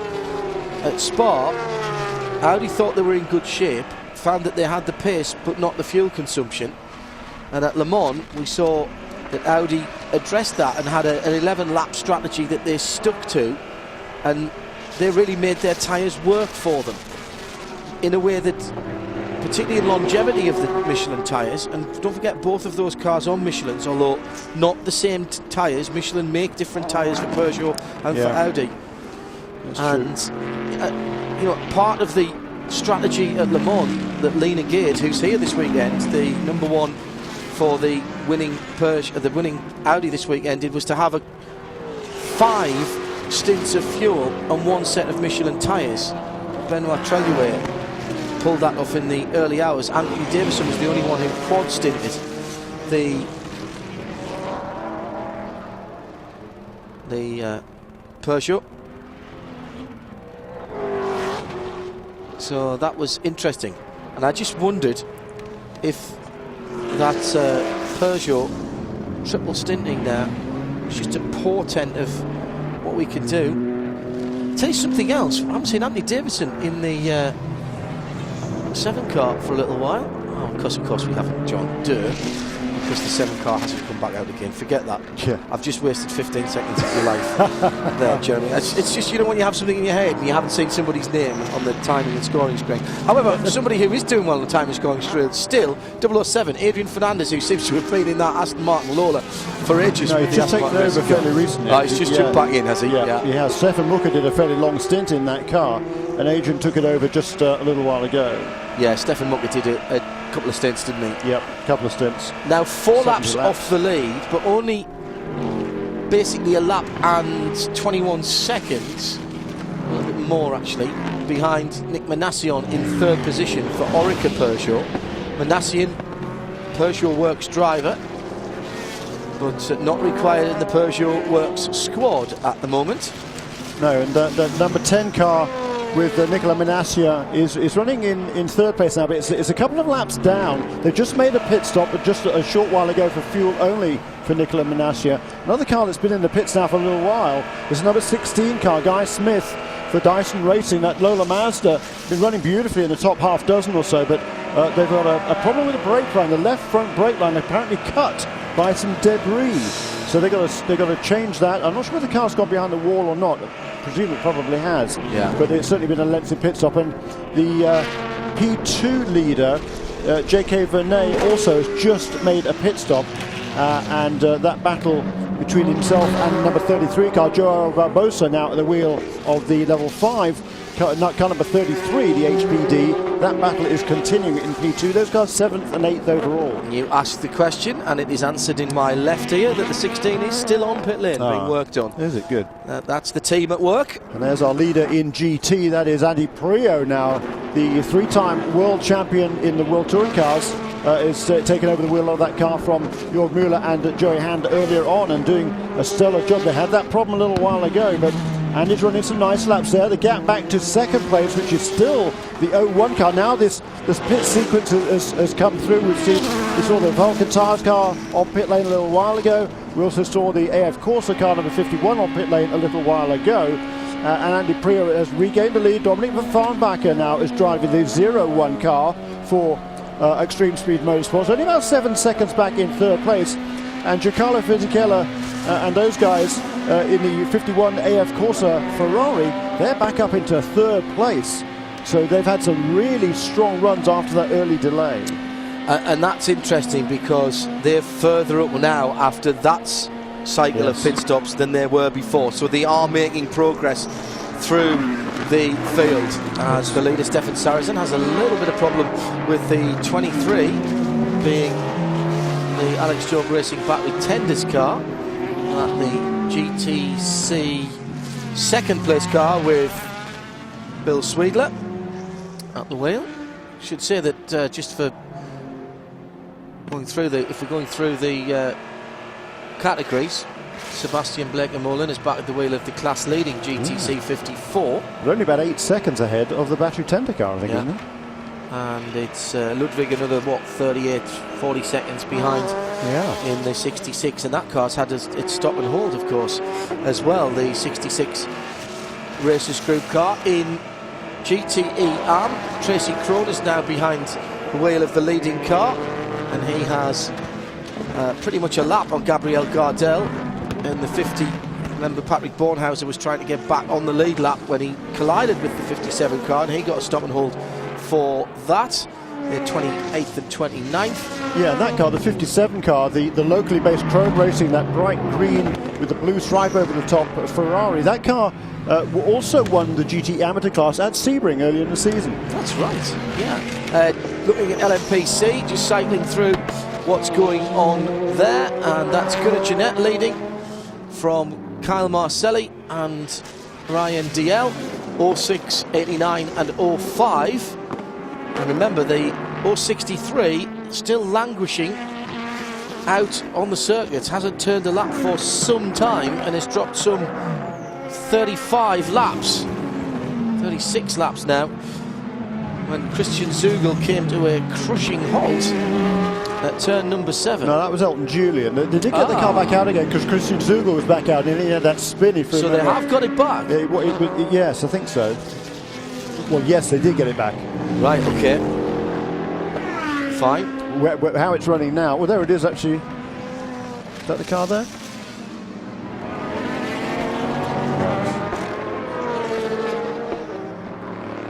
Down through 12. Rebellion running again. Pulls out. There's another lap on Christian Zugel. Yeah, sorry. Also, by the way, earlier on, problems for the 055. And I have to say, I'm sorry to report this, but I don't ever remember finding out what it was, as one of the level 5 cars has just gone off the road at the top of turn number 2. Just saw that in the background of that picture. The 055, not sure what happened with that car. Marino Franchitti is in the car now, and he's turning relatively sensible laps, actually. 1:17.1 last time around. I saw him. I thought I'd seen him down in the 14s not so very long ago, which, if that is true, that would have been a great lap for that car in the P2 category. Leader in P2 is that Signatech Nissan in 7th overall with JK Vernier, 25 seconds ahead of the sister car to Marino's. That's João Barbosa in the 33. Remember, those cars very new indeed. Marino's, in fact, only turning a wheel for the first time here at Petit Le Mans at the test last weekend. It's Jeremy Shaw and John Hindhaugh. Hello there, welcome along if you are just joining us. And there is João Barbosa here on ESPN3. Nice to have your company as we're heading up towards half distance. My arithmetic was appalling earlier on. I took 40 laps off the race. João in second place in the P2 category. 24.5 seconds away from the leader. Had a power steering problem for the 26 early on. That has been resolved. And the Nissan engined Oreca pushes on. João Barbosa. I remember when he burst on the scene, it was Martin Short of Roll Centre, then Deutsche Bank's ex-Markets Roll Centre, that gave him his chance. And, you know, nobody had heard of him. Who's this guy, João Barbosa? He'd done a bit of single-seater stuff before, hadn't he? And he'd been really successful, as in comes the leader in the class. Again, that car was in not too long ago. Yeah, and so he's lost the lead there. He's lost the lead. and they're looking at that. I don't think this is a... What else are they doing? Or is this... Is it a stop? No, it's not a stop-go, because look at the official. He hasn't got a stopwatch out. No, there's something the matter with this. Yeah, there is. That's... He's saying take it behind the wall. Yeah, what a shame for... Oh, my goodness me. A power steering pump problem earlier on for that car. I thought that had been rectified. Clearly so did the team. That was some time ago. They thought they were back to the head of the P2 category. And now J.K. Vanet, the French sensation, he was the reserve driver for Peugeot, as in comes the Jaguar number 99.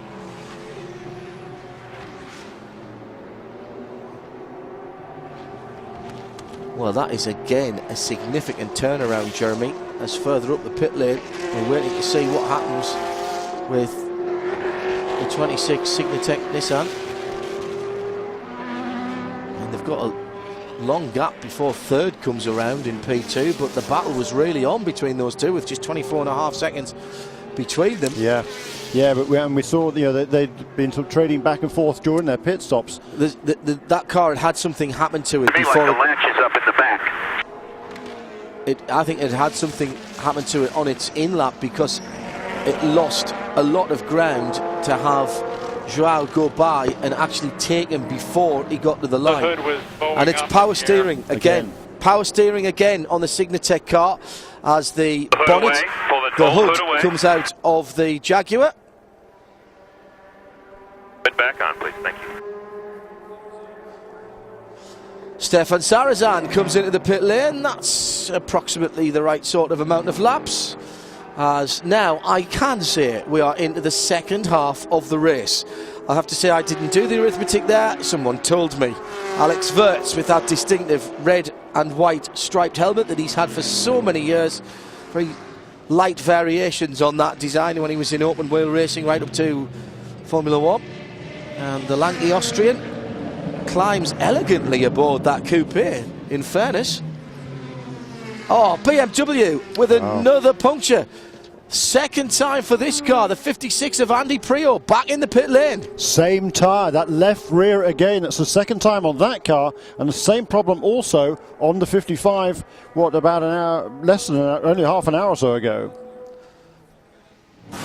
So Alexander Wirtz ready to take off in this Peugeot 908. Remember, they triple stinted those Michelins last time around, so now they're getting some fresh rubber to put down. Smooth, clean stop for Peugeot, and Alexander Wirtz is off. That was smooth as silk.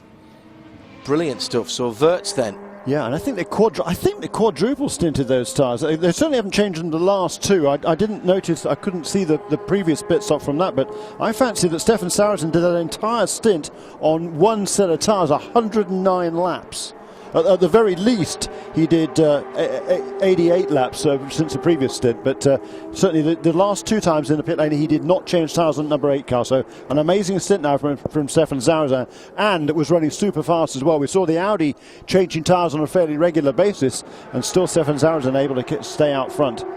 Expect to see Marcel Fessler in the number 1 Yost Audi Sport coming in next time around, and he'll be getting full service. We'll see that when we come back after this short break from the American Le Mans Series at Petit Le Mans. Can changing your motor oil really change the world? Yep. Because this is not just another crude oil. This is new G Oil. Ultimate biodegradable high-performance oil. Made right here on our soil from renewable bio-based sources. So it's time to make the change official. Because if G can race in the American Le Mans Series, you can bet the Redwoods your car can run on it too. New G Oil, only from Green Earth Technologies. Get more at getg.com. There once was a hungry road that wouldn't let drivers get very far. It wore out their tires, forcing them to buy new ones time and time again. Then along came the Michelin man who proved the right tire changes everything. With long-lasting tires in place, those drivers were back on the road to saving money. Michelin Hydro Edge tires last up to 33,000 miles longer than a leading competitor. Michelin, a better way forward. When you think about it, it doesn't seem to make a lot of sense. Hundreds of hours to shave fractions of a second. Hundreds of hours in precision engineering. Analyzing. Perfecting. Pushing the limits of speed and safety. Patron Racing reminds you, when getting behind the wheel, know your limits. We do. Registering a website address has never been easier or cheaper because now there's Name Silo. Everybody needs a website address. Register your business name and get instant credibility. Got a hot new idea for a product or service? Register it immediately and protect your name and your children's names before somebody else owns them online. With the lowest everyday prices on the web, getting your website address is just a few simple clicks away. Name Silo. Cheap, easy, and secure. Register or transfer a website address and get your name on an ALMS race car. You know, the easiest thing for me is just to wait till somebody tells me that we're in the second half of the race, and then I know we're in the second half of the race, and we can do the Forza Mids race recap. And it's been a tale of cautions, 5 full course cautions caused by a variety of incidents, the most serious of which was Butz Leitzinger going off the circuit at turn 1. He was fine, but the number 20 Oryx Dyson not so.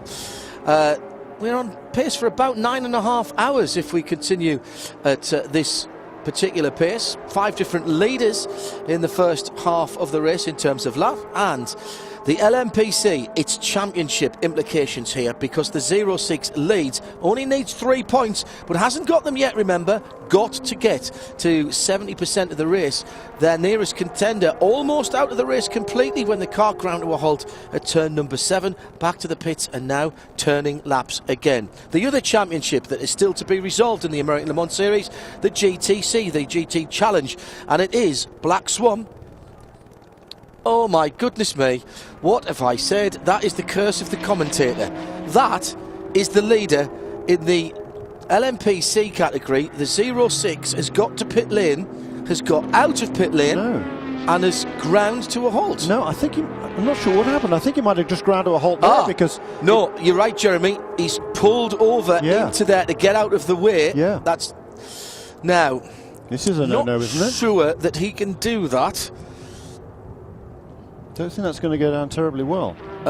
No. He's got dead stick coming down the front straight. He pulled across to driver's right and then used the hill to go backwards. Gonna Jeanette at the wheel of this. Let's see it again. Ooh. Oh my goodness me. That is a trail. Now, how unusual is that? These V8 Chevy engines, GM engines, have been ultra reliable. A little telltale pall of smoke from the right-hand bank. Look at the guys on the left-hand side looking at that. All the corner workers staring at it as they went by. Oh, what a heartbreak for Core Autosport.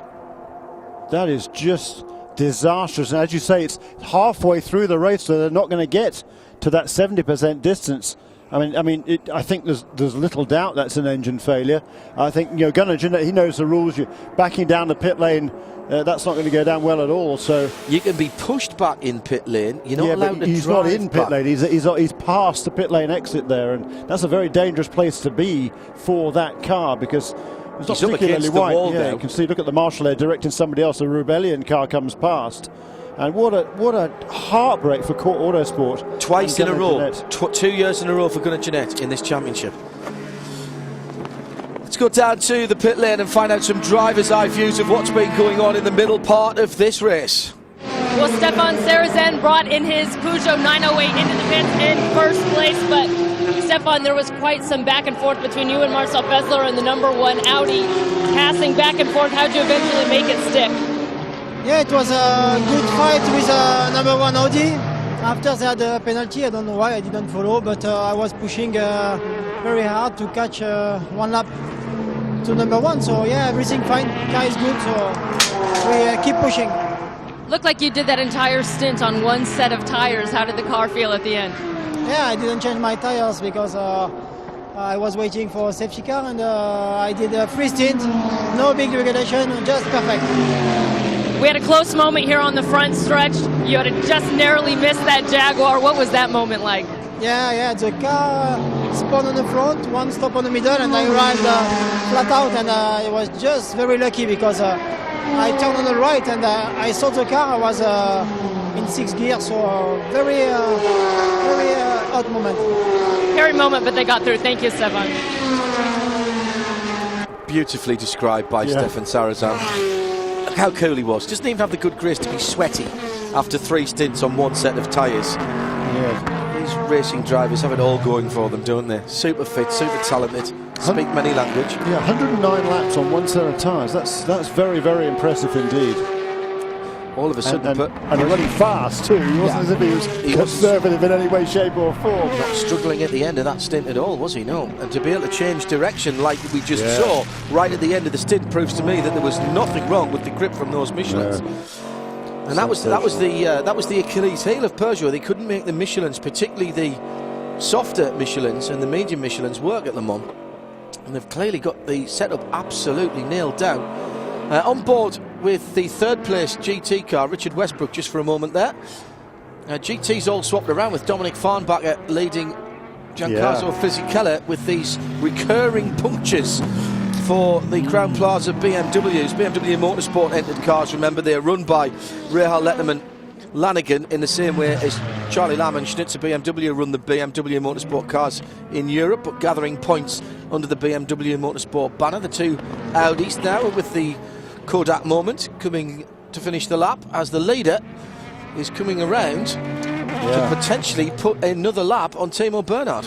But not another lap. He's just he's on the tail end of the lead lap still now, as he was a little while ago. So they both made a pit stop within the last 10 laps or so, and really the gap between those two has pretty much stayed the same after that pit stop.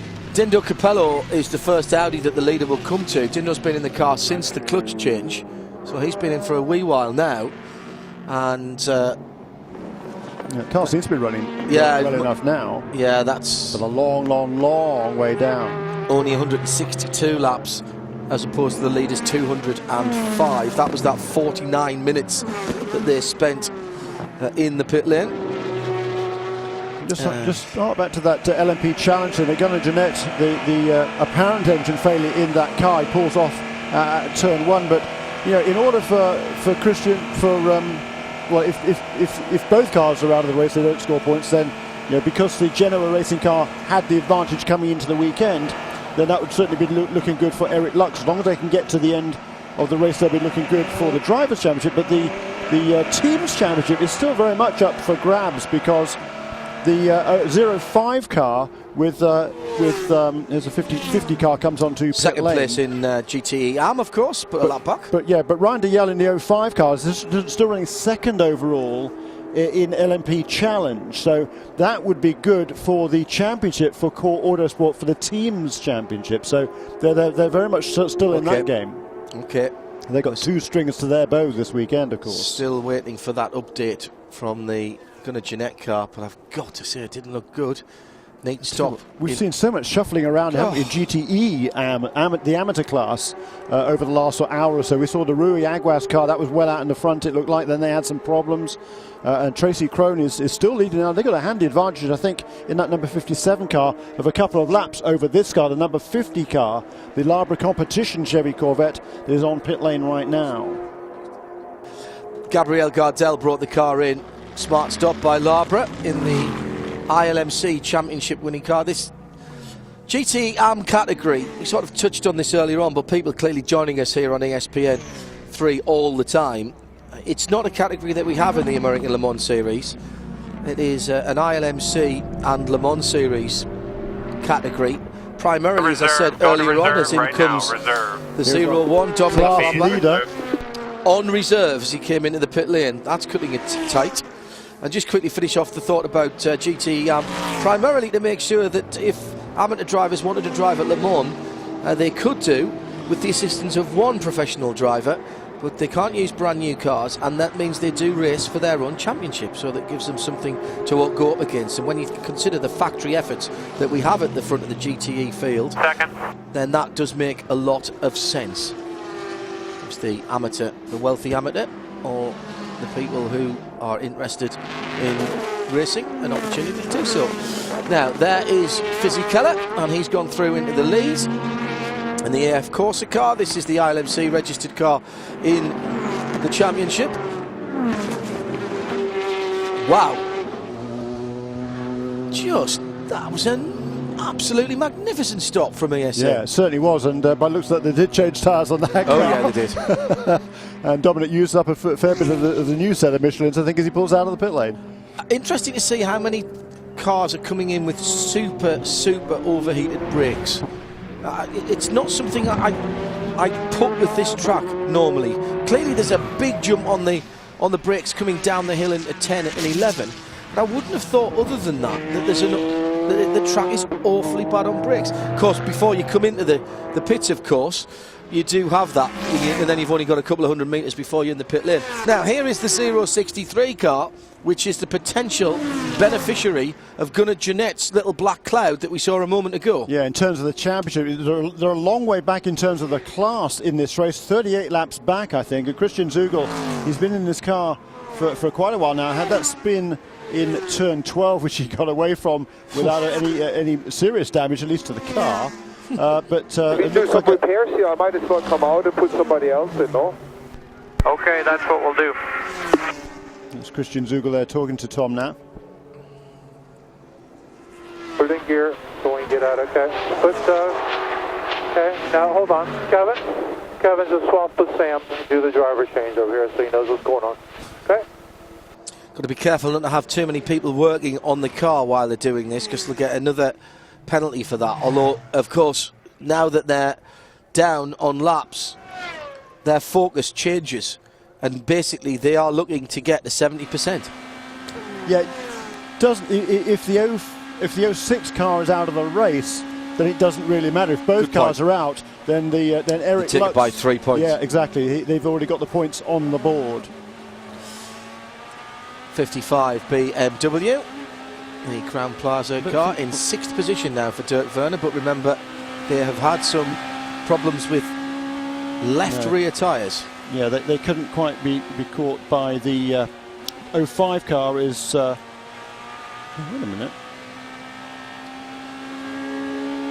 Jeremy is deep. The abacus is coming out here for Jeremy. You know, it's not. They do need to get to 70%. Can the 05 car catch them? It can. If they would win the class, John Bennett, Frankie Montecalvo and Ryan DeYell, if they were to win the class, then that would be enough. So that 063 car does have to get to 70% distance to score the requisite points.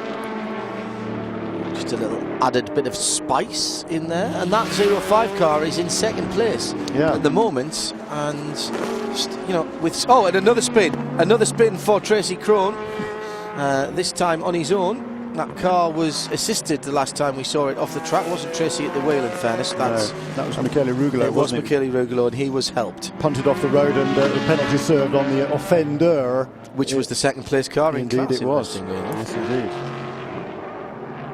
Car down in 27th position overall. Surprisingly few actual official retirements. Obviously we know about the Corvette, we know about the Peugeot number 7, and now we have the number 18 Le Mans prototype challenge car with a little bit of a black eye on the left hand side. Yeah, that's right, some problems there for the Performance Tech Motorsports car. They've been running pretty steadily.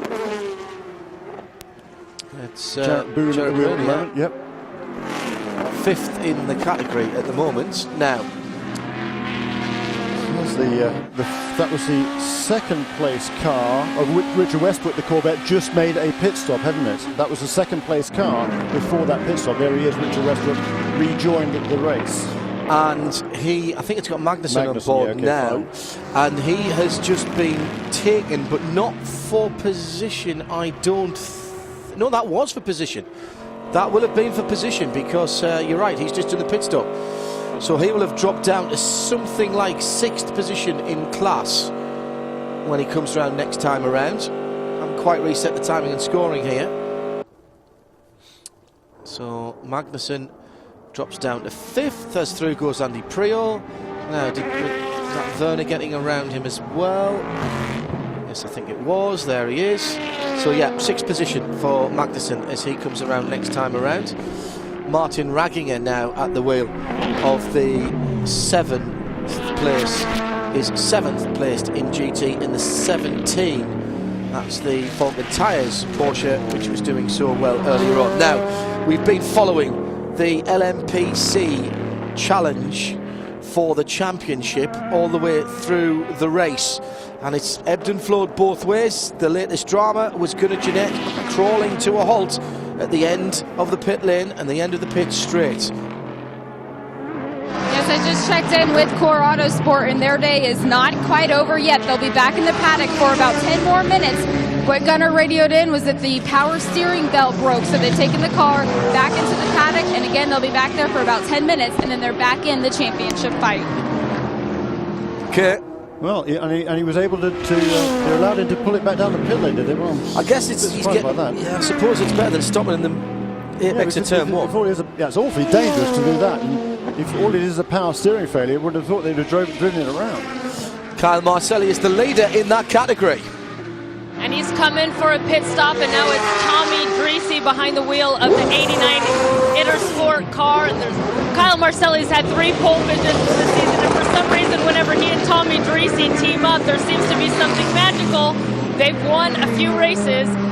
As you see, the team is working on the tire change here for the 89 car. As Tommy Dreese settles in and tries to get comfortable, perhaps they're too close to the wall because they're struggling there with that right front tire. Not much room there for the crew to work, so Kyle not quite hitting the marks as he would have liked to. A little bit longer stop than they would like.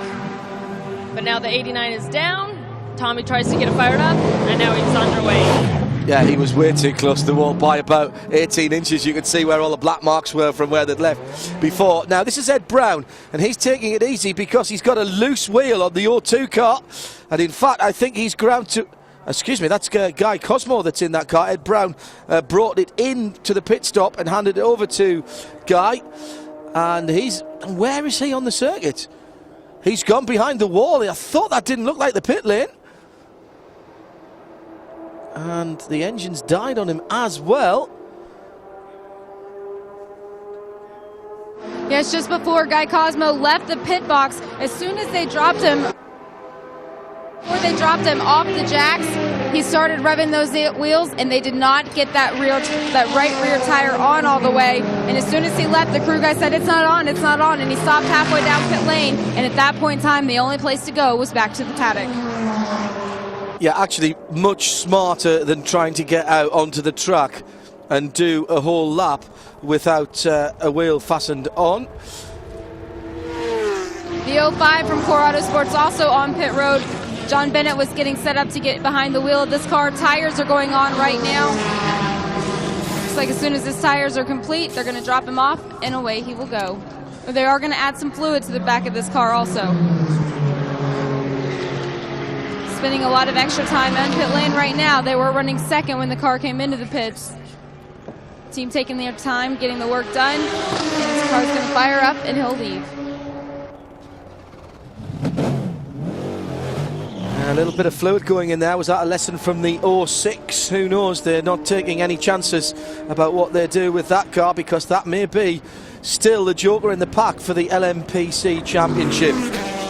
Now, don't forget that Forza Motorsport 4, the official racing game of the American Le Mans Series, will hit the stores on October the 11th. You don't have to stand in line down at the local Games Emporium, because you can pre-order yours right now.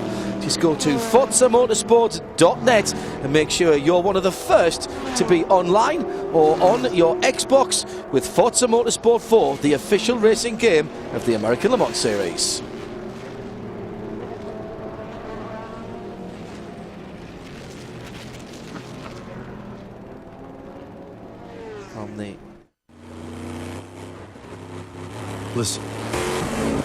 Listen close.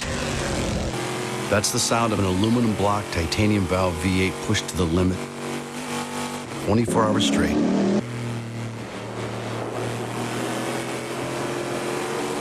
You hear that?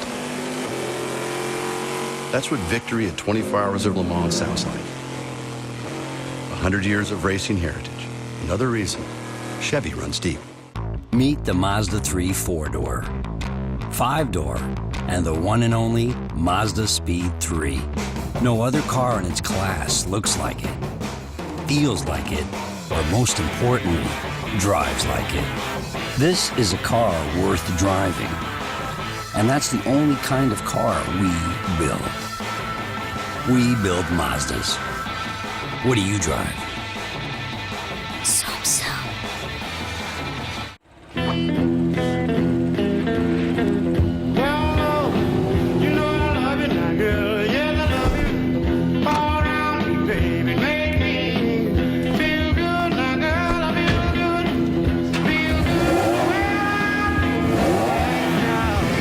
A car designed with a singular purpose. Yet somehow, it manages to be so much more. Porsche, engineered for magic every day.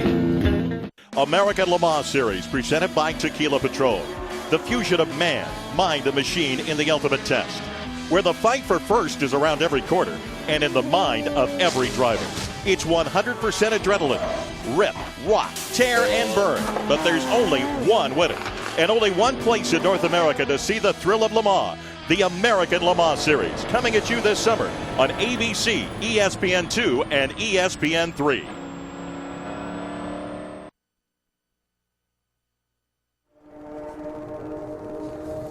Back at Petit Le Mans, fabulous crowd on hand here, perfect weather conditions. It's a lot cooler today than it was earlier in the week. High 60s today, and it was certainly in the high 70s yesterday, and even warmer earlier in the week. But tremendous racing unfolding. With some fabulous aerial cameras as well from that Porsche aerial camera. And Alex Wurz still leads by almost a lap from Timo Bernhard in the best of the Audi. So that Peugeot-Audi battle is continuing. And there's really no signs of abating. But that unscheduled pit stop for that penalty for Audi, that's the difference between the teams at this juncture. Unbelievable. A bit of water squirted onto the brake discs is what's cost them. The GT battle, Jeremy. I mean, again, another puncture, this time for the Flying Lizard, the 045, and that's 2 in a row with Jörg Bergmeister in the car. And that category is being really not torn apart, but dictated by how the tyres. And remember, Michelin's on the Lizard, Dunlop's on the BMWs. Yeah, that's the amazing thing. And just 22 laps for Jörg Bergmeister after he got into the car. He had his first puncture, and then another 26 or 7 laps later, another puncture on that Flying Lizard Porsche. So as you say, Dunlop and Michelin both having tyre problems, and that is really, really unusual. 218 laps completed by Alex Wurz, and he's already put another lap on Nick Manassian, who is now behind the wheel of the Oreca. The Oreca Peugeot, and it looks like Timo Bernhard is about to go through on the back straight as well as he drags up behind him, thinks about going left but can't because there's a GT car there. Now they're side by side, he has to back out of it, Timo has to back out of it as Nick was moving across, and Nick does it again because he's trying to get round the Falcon Tyres car, the 17, with Martin Ragginger in it. And that is good driving by Timo Bernhard. He's very, very quick, Jeremy, but as we saw at Le Mans when he was avoiding Anthony Beltoise in that huge incident that McNish had, he knows when not to put his nose in, the same as when he knows when to. Yeah, I mean, Timo Bernhard to me is a really class act, and I'm not sure Nicola Manassi are driving particularly sensibly. I mean, it's 2 laps down. Timo Bernhard is, in that case, I guess he must be more than a lap down now, and if that cut pass has been made. But yeah, Manassi has been pretty unruly here in his efforts to keep Timo Bernhard behind him. And look, see, Bernhard again backs out of that between the two Ferraris. He makes the pass between them that looks dangerous, but actually it's a bigger percentage move. And even there with the door partially open on the luxury racing car, he doesn't put himself in a position where if the door is closed at the last moment, he's going to cause himself damage. That to me is traffic 101, watching that right there. Yeah, Timo Bernhard, he's the complete package, this guy. I mean, he's great in and out of the car. He's a super interview. He's a really nice guy, very engaging character. Unfortunately, he drives. He's super fast, but he really has, he's always thinking when he's at the wheel of the car. He's got an engineering. Okay, that was my mistake there. So he's not quite a lap down. So I think he's actually pulled away a little bit from the number 8 car. The gap was around about a minute, and it's still about a minute now. Yeah, but it's about the same as it was a while ago. And again, it's just that penalty they had an hour or so ago, or a couple of hours ago now perhaps, That is the difference between those lead Audi and Peugeot. The number 2 car with Dindor Capello still in it. An 11.7 for Dindor last time around. And I don't think the Peugeot's got by him yet. No, he hasn't. The lead Peugeot hasn't got by Dindor yet. And I said a while ago that he was coming round to him. Yeah, he hasn't caught him up actually. Dindor's pulled away a little bit actually. Yeah, and there he is there. They're both in the same picture. It's a little closer now than it has been because Dindor was held up through the S's. But Dindor doing a pretty good job now that the clutch on that number 2 car has been replaced after the earlier stop for damage when Alan was in the car. And before that, Tom Christensen, of course, went round and damaged the car a couple of times, didn't he? Yeah, just a sort of a complete a story you talked about a little while ago. The number 16 car, Guy Smith, was on pit lane at a cut brake line. Number 16 Dyson race ago. That car's back out in the fray now. Still 9th place overall, and only is 15 laps off the lead, the overall lead. But Guy Smith has just done the best lap of that car in the race so far, 1 minute 11.5. It's a pretty good lap actually, 1:11.5. It's the quickest lap by a petrol engine car. I'll have a check because the best of the Rebellion Lola Toyota is in 1:11.8, and Adrian Fernandez, Stefan Muka actually did a 1:11.3 in a 007 Lola Aston Martin. So again, these petrol engine cars here pretty evenly matched. In P2, J.K. Vernet is rolling again, I believe, in the 26 Signatech car after half an hour to fix that powered steering pump again. I think I caught a quick flash of the Signatech Nissan in the back of one of the shots there. Shown in the pits. Oh, and I've just looked at my timing screen and he's not shown in the pits. Maybe they took that car behind the wall. Let's go with that one. Think positive. His last lap was a 31.2, so he's crossed the line again. 31 minutes and 2 and 20 seconds. There is the 055 car that we talked about a while ago. Marino has done a good job in that car. He's done a 15.9 again last time around. I'm pretty sure I saw him get down to a 14 earlier. No, well, you did. You might have done because he did a 13.8 as well. Oh, there you go. I remember thinking, well, that car has now got up to speed, and that is very, very competitive indeed. Yes. Not just for a P2 car, for a petrol engine P car. Yeah, I love it. I love the fact they've really got these. At the beginning of the year, I worried that the P2 cars, they really weren't going particularly quickly. They were a long way off the pace of the P1 cars, but the ACO, they've done some rules adjustments, plus there's been development on those brand new engines this season, and now they're not, as you say, they're not far off the pace. And I'd like to see some of those P2 cars over here, and perhaps they can equalise, like we had a year last year in the American Le Mans series. The P1s and the P2s were kind of equalised and very competitively so. I'd like to see that again in the future. It's not beyond the bounds of possibility because the Dyson is a P2 car. Yeah, quite. The Dyson's a P2 car, and it's competing at the front of the field with a little bit of weight off it and a little bit of a restrictor brake. It's doable. It is doable. On board again, and look at that. The performance difference, the speed differential between Timo Bernhard and the GT cars. Timo will go to the outside of the BMW, and he's in amongst the GT traffic now. And the problem, of course, is these guys are battling for position. That was Andy Priaulx and Scott Sharp dealt with in double quick time by Bernhard. And now those two GT cars go back for fighting over the small battle of second and third, small matter of second and third in the GT category. And you're right, that 26 car is back out there now and circulating, so well spotted. Interesting to me, the gap between the first two in the race. Alexander Wirtz now, of course, leading in that number 8 Peugeot. He's completed 223 laps. Timo Bernhard chasing him in the number 1 Audi in second place. Gap between them about a lap or so ago was 1 minute and 2 seconds. Yep. That was on lap 219, so three laps ago. Back in lap 186, I made a note, the gap between them was 1 minute, 2.6 seconds. So he's closed up about 7/10 of a second in overall terms over the last, 30, 40 laps. Yeah, it's ebb and flow through the traffic and not much else, to be honest. It just shows how closely matched they are, the Audi and the Peugeot. Well, again, that mistake apparently in the pit lane, spraying water on the brakes, for goodness sake. Don't get me started. The rules is the rules. Yeah, but the rules are you're not supposed to touch the car. That's fine. That's fair enough. But spraying something on it? Well, you're not even allowed to take the tyre temperatures if you touch if you touch the car. You've got to do it with a pyrometer from a distance. Fine, and that's not touching the car. So if that's allowed, why are you not allowed to spray a bit of water on there or to spit on it? Because okay, I'm not going to argue with you. I'll arm wrestle you for this later on. Well, you know, the rules are the rules. If that's specifically how the rules are written, I must admit, I didn't know that. You're way ahead of me there, as usual, on the regs, John, because you really do your homework on those. But it's there's some funny rules around, aren't there? It's very clear that you can wipe the windscreen, you can have somebody help the driver change. If the rag slips and automatically it drops onto okay, yeah, that's good. I like that.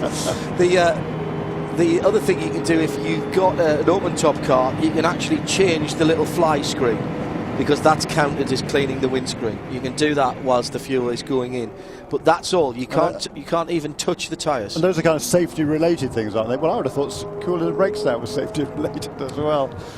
I do remember a few years ago at Mosport, quite seriously. I mean, we're having a joke about it here in the SPN3 booth, but whoa, that is a carbon copy of what we've seen twice already, and that's the Aston number 60. Yeah, with the Lotus who showed about to do it earlier and he's just gone past and went, hey, I did that, but I did a really funky spin after it. I got 6.2 from the Czech Republic judge, and you've got nothing at all there. Did the triple Salco. Love it. All you did was went off. No, I do remember at Mosport, the Paynos Roadster, the big old front engine prototype, losing the race for somebody putting their hand in a gap in the car and pulling out some debris. Not touching the car, but pulling out some debris from a gap, and they got pinged for that. Oh, at least the debris was attached to the car. God, you see, there's just no...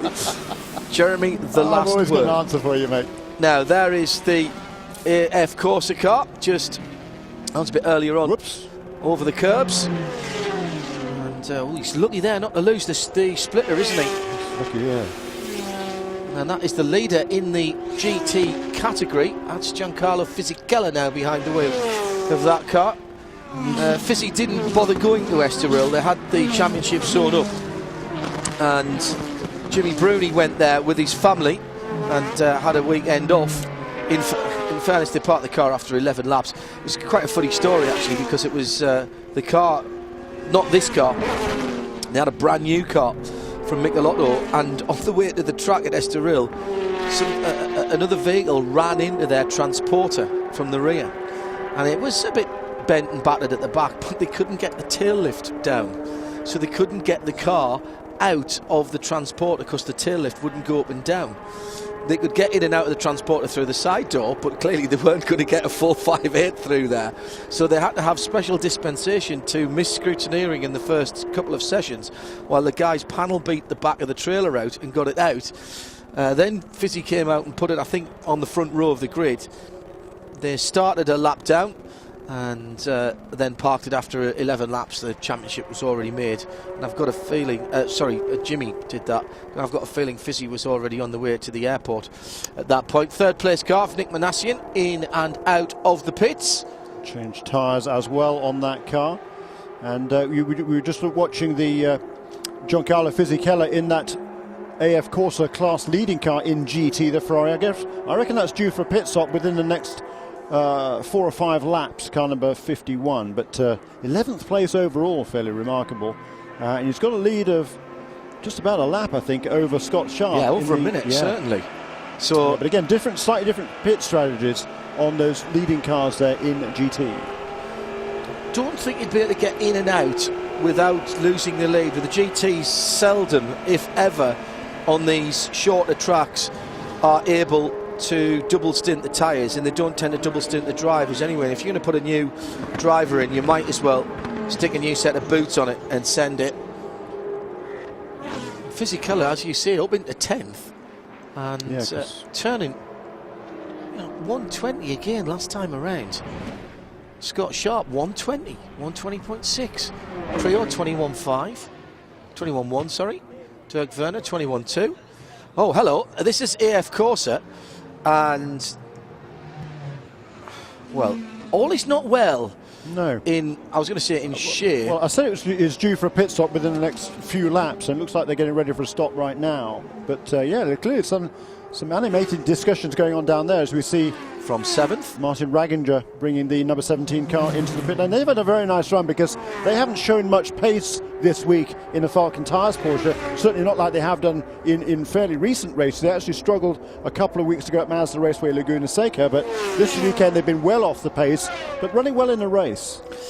Yeah, it's an interesting circuit this at Road Atlanta. It's a strange one for tyres, and Falcon's still fairly new in supplying tyres into this series and developing all the time. Derek Walker running that team, as in comes the leader of GT, as we expected. Giancarlo Fisichella comes down, and after all of the machinations, his team are now ready for him.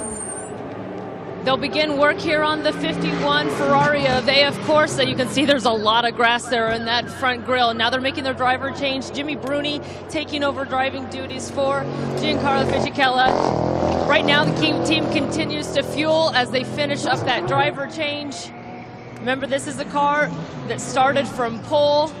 Then BMW took the lead from them early. They've had a penalty they've had to serve. And when they came into pit lane just now, they were back in the lead. They're making that tire change now with 4 sticker Michelin tires going on. Still quite a lot of grass there in the front. I was surprised they hadn't cleaned it out yet, but there they go now. They're making them up. As they continue to clean the grass, they were ready to be done with the pit stop. I expected them to do that a bit earlier, as they want to clean all of that grass that he got when he went a little off course from that front grille.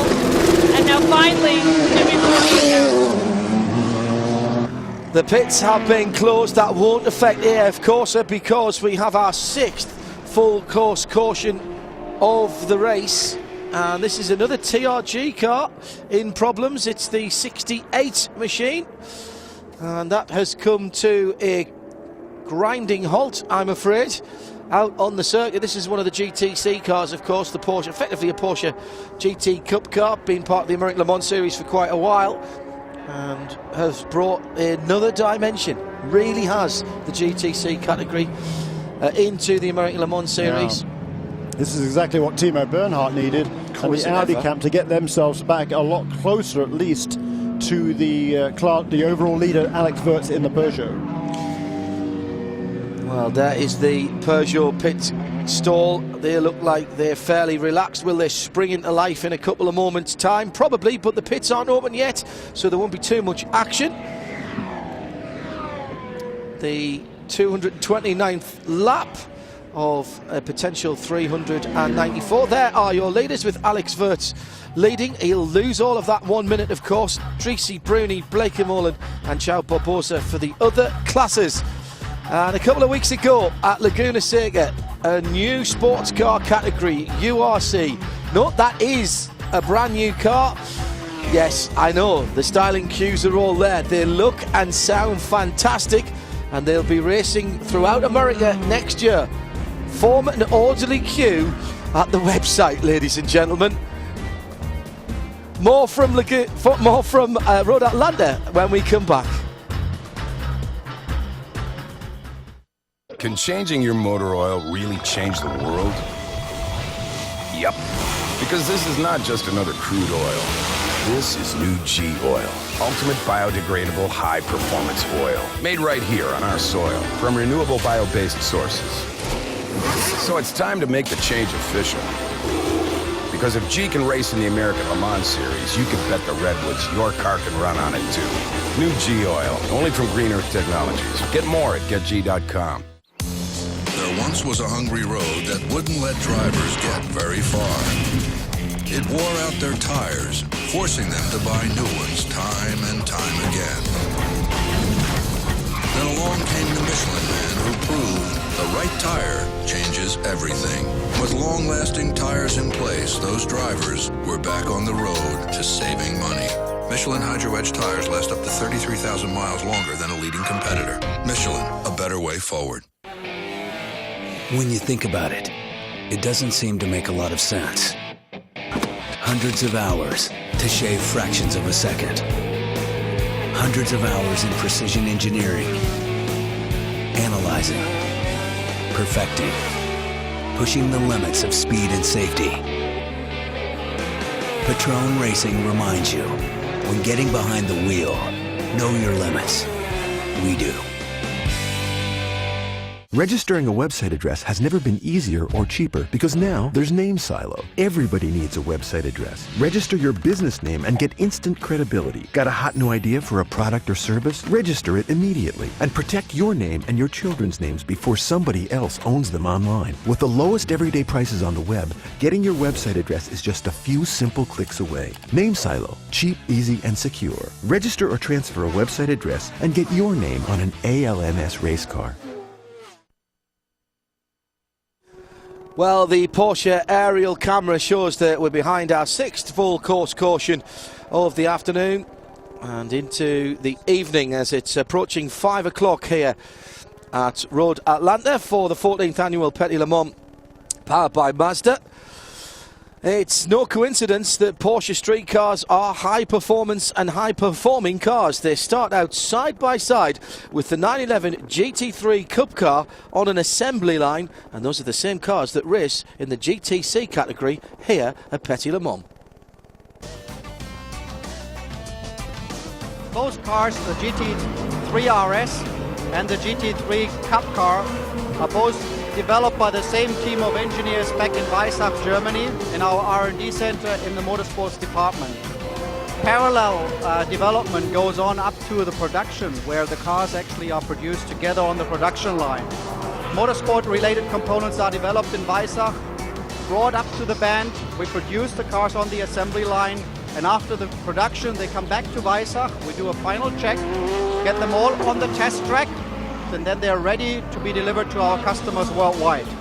We produce about 200 race cars a year from the 911 GT3 Cup, and that helps us. The proximity of the cars, being at the racetrack almost every weekend, helps our customers to see that the car is really a sportive car which they can, in a slightly different version, actually drive on the street every day.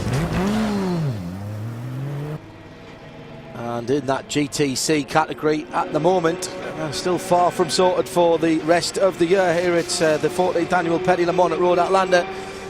But it is still Sebastian Blekemolen who leads for Black Swan at the moment. The prototypes have the chance to pit first, and the pits are now open. I think most will come in here, Jerry. Yeah, the leaders need to make a pit stop. They were due one fairly soon in any case, so pretty good timing for both of those two teams. Tyres or no tyres, that could make the difference here. Again, we've seen that Peugeot have been quite sanguine about whether they take tyres or not, even in a yellow flag. Even into a yellow flag period. And I mean, they've just lost a 1 minute lead, not through anything of their own, because look, right behind Alex Wirtz is Timo Bernhard. No, it's not. That's the number 2 car, I think. I think so. You are indeed right. I was getting very excited about the battle in the pits. Yeah. So don't pit the 2 car, because it's going to get in the way of the 1 car. Let him go around and pit the next time. Oh no, they've brought it in. Well, well, well. Does that mean they're going to leave the number 1 car out then, Jeremy? No, it needs a pit stop for sure. I think the last time that car was on pit lane was 40 minutes ago. Well, here is Timo Bernhard. Does he peel to the right? He was at the back end of the lap. He was almost a lap down, so it's a long time for him to make up. Okay, so we've got to hope then that they might as well change tyres on the 8 car, because they've got such an advantage here. Alexander Wirtz brings the car in, gets out quickly. Frank Montanet is going to get in. What's interesting is they weren't actually apparently planning for a driver change. They had a big discussion back behind the pit wall, and Frank Montanet suddenly showed up, was strapping on his shoes, putting on his helmet. He was really only just getting ready as the car was starting to come down pit road, so relatively last minute. Now they go to work, go ahead and they put the fuel in, the tires will go on, they're going to head back out. Kelly? A bit further down pit lane, both the number 1 and number 2 Audis are in. The number 2 right now still fueling. They will not do a driver change, but we've seen the driver change on the number 1. It was fuel only for the number 2, but number 1, Romain Dumas now behind the wheel of that Audi as they continue to fuel and get ready to make their tire change as well. So far, everything going according to plan, as Audi would like it. We see him putting on those fresh Michelin tires.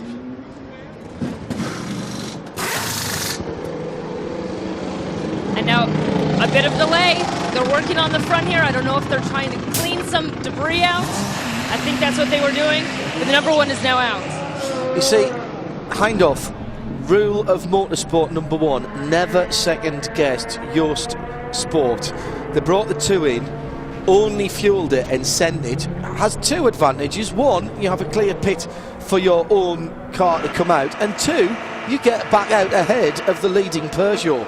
So that lead Peugeot, which came in and did a full service, has now got to pass the number 2 Audi again out there on the track. One thing there, Jeremy, I think, and you keep all the stats on this, I think Alex Wirtz only did 1 stint. Well, not quite a full stint there. Yeah, it was pretty much a full stint. It was about due for a pit stop in any case, but so he did 36 laps. Alexander Wirtz just got out of the car, so how's the car working? You said clockwork? Yeah, but you said I shouldn't say that, but it actually is running like clockwork. Everything is cool, the base is good, car feels good. So from that point of view, thanks for asking, we're doing fine. Any problems on the track? I mean, there are fewer cars out there, less traffic, but you still have a lot of issues going on as you try to work your way through traffic. Yeah, that's of course, but that's part of the race here in Petit Le Mans. It's not just you alone, it's so many other guys. You have to time your traffic. Actually, I very much enjoyed it. That's something I'm very strong at, especially to avoid collisions. And so I was just having fun. It looked like a last-minute decision to put Frank in the car. Why only 1 stint for you?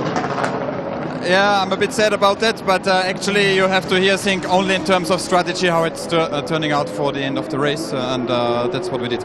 All right, once again, Alexander Wirtz out of the car. I can tell you that the team crew chief came in just a moment ago and said, great stint. Kelly? We've got the 2nd and 4th place BMWs both in the pits. We see a driver change going on in both of those. Joey Hand going behind the wheel of the 56. Taking over for Andy Prio. Dirk Werner is out of the number 55. I'm trying to see who has gone in for him. I believe Bill Oberlin. We'll have to double check that. But very quick stops. 56 is already out. Very quick stop for the 56. 55 is out as well. And here is a story right here. That was, until a few moments ago, the leader in the GTC category. Sebastian Blekemolen brought the Black Swan 54 into pit lane in the lead, but they've turned around the 66 Racers Group car. Spencer Pumpelly.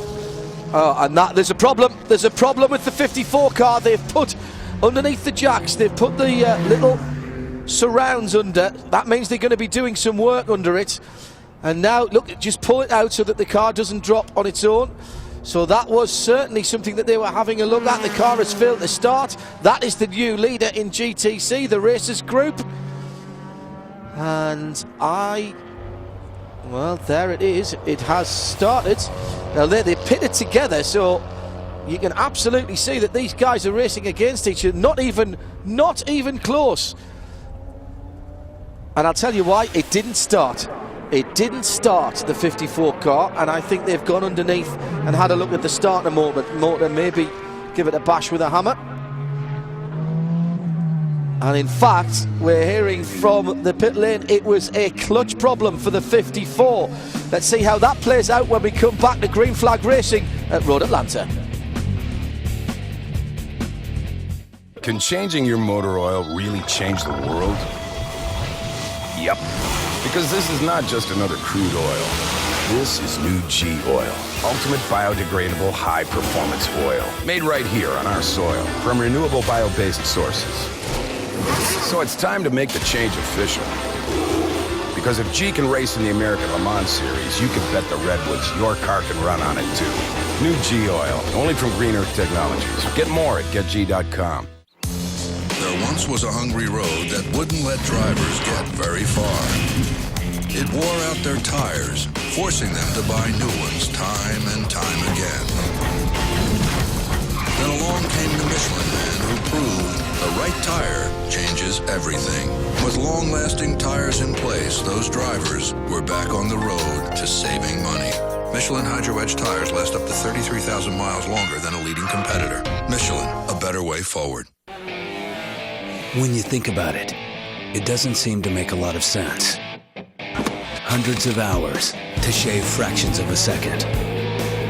Hundreds of hours in precision engineering, analyzing, perfecting, pushing the limits of speed and safety.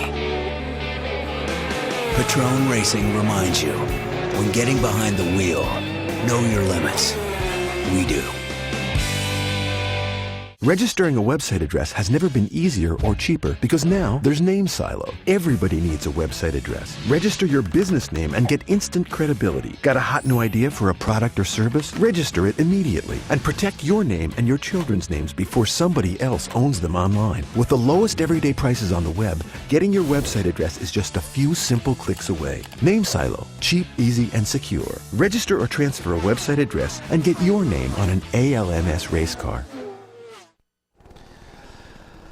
Well, from the Porsche aerial camera, you can see that we're still under full course caution here around the 2.5 miles of Road Atlanta, and still, look at that, looking great. People moving around the circuit, but they haven't gone home yet because there's plenty more racing.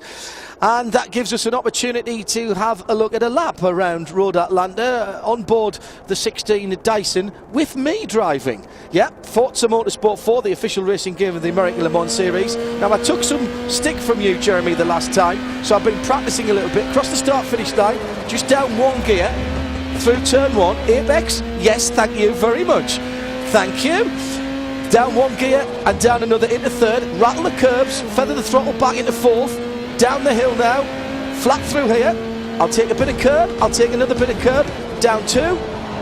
Oh, a little bit of front tyre scrub there. I might have just put a bit too much lock on. And now coming down to the two most important corners on the circuit, 6 and 7. I must admit, I'm pretty impressed. I've got to watch it ticking away. 35 seconds so far, John, and yeah, good apex there also in turn 8. Not a bad. You didn't use all the road there on the exit, I don't think, but still pretty good. Carry on. Wrong gear, in fairness. I should have gone down to second there, and I was in third. Well spotted, Mr. Shaw. Down the backstretch, look, waving at all the campers on the right-hand side. Hello, guys. Through the kink, and now down the hill. Not as bad as it was, of course, when you raced here.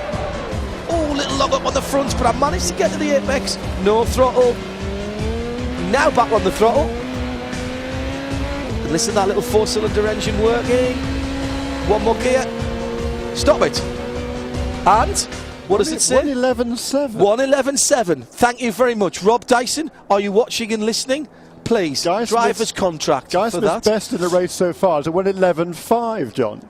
Forza Motorsport 4 out on October the 11th. Right, let's get back down to the pit lane and pick up some of the reports that of what's been going on in the last couple of minutes. Well, it was Andy Prio that brought in the 56 BMW from second position on that last pit stop, and you said it is crazy out there. Tell us about it.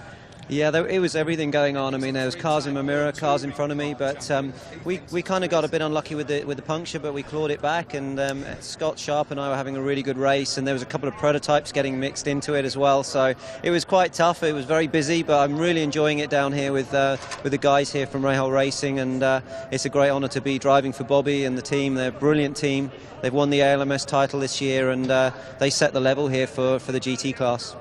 Speaking of those punctures, we've seen a few of them there on the left rear. Do you have any idea what's going on with that? No, I think it could be just that fact that there's a lot of debris out on the track. Maybe the curbs are pretty harsh on the tyre as well. Everything's pushed to the limit. You've got to run offline an awful lot, so it can happen. Well, the three-time touring champion says it's crazy out there. Thank you, Andy.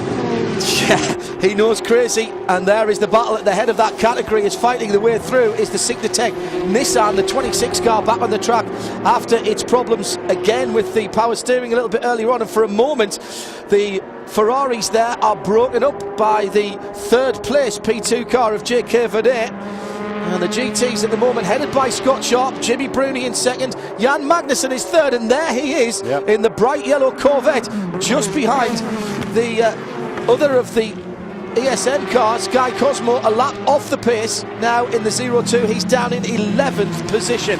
Yeah, and right in the mix, though. A few laps back actually now after a few problems there, but certainly the car's still running well. And look at that battle at the front, the two Ferraris. Look at this, the Extreme Speed car trying to stay ahead of the AF Corsa car. This is going to be a battle down in the chicane. Watch out here, folks. Oh, and here comes the Audi round the outside. That's Dindo Capello. And now side by side the AF Corsa gets there, rolls off the brakes, turns in. Nice job. Jimmy Bruni back to the head of the class. Wow. Great stuff from those guys. Been the class of the field in Europe this year and have brought their A game to Well, we described it on the grid, Jeremy, as one of the greatest GT fields ever, and I'm not backing away from that comment at all. No, it has been a fabulous battle. What a great move that was, though, from Jimmy Bruni there. Just incisive, down to the inside, left his braking, wow, significantly later than Scott Sharp on that restart lap. But that was a really hot restart lap by Jimmy Bruni, and he comes away now with the lead again in GT for AF Corsa and Ferrari. And there's the leader overall. Dindo Capello is up the road. Laps down, of course, as J.K. Vernet, Peugeot reserve driver, is slightly slowing Dindo down, but now we've got the leader behind. The Peugeot is behind now. This is not a battle for position. The flashy lights are working very well on both of those cars.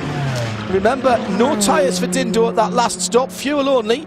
Very early move to the inside by Frank Montani, and no reason for Dindo to fight too hard. Didn't make that too difficult. That's respect from the Audi driver there as the leader goes through. Yep, absolutely right. And those two cars smoking as they come over the hill there. They've been doing that all weekend long. Yeah. It becomes more noticeable when the sun starts going down as well, I think. Yeah, but it's backlit. Yeah, quite. It looks pretty cool there. And how bright are those lights on the Audi? I mean, we've talked about this throughout the whole season. Tell you what, that was a heck of a restart lap by Frank Montani there. Romain Dumas just had obviously a little bit more traffic, I guess, to work his way through. Look at that car that's smoking there. That was number 2 car, wasn't it? Yeah, that's Dindo. But it was 4 seconds and more that Frank Montani pulled out over Romain Dumas in the Audi on that first lap of the restart. We've seen that, though, consistently. The Audi guys, we normally say the Peugeots take a wee while for the front tyres in particular to get up to temp and pressure, but they've been on it from the word go. It's literally been like the blue touch paper coming to the green flag. Very interesting though that both Peugeot and Audi, their drivers on that last thing, Alex Wurz and Timo Bernhard, they both only did one stint. Romain Dumas has now taken over the wheel of car number 1, and Frank Montani took over from Alex Wurz. That's surprising, particularly as we've seen double or even triple stints earlier in the race. There is the second place car off the Frenchman Romain Dumas. That is what 8 seconds looks like on the road. It's going to be a wee bit more than that, I think, when he comes round. He's in clear air now, so maybe he'll get one clear lap. This will be interesting to see what Montani can do in clear air. Answer 109.6. Romain Dumas, though, a 110.6. He did have some traffic that lap. He's got his teammate, and he's got to get through past him.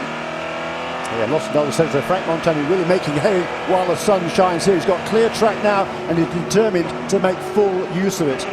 The third place car, Nicolas Lapierre, the car number 10, Team Orica Matwood. It's still only a couple of laps down in third place overall, and a magnificent 4th overall, best of the petrol engine cars, the 007 Lola Aston Martin of Adrian Fernandez.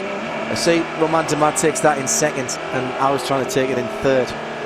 On the Forza. Well, maybe a few tenths there, but I've got 11.5 is a pretty impressive lap.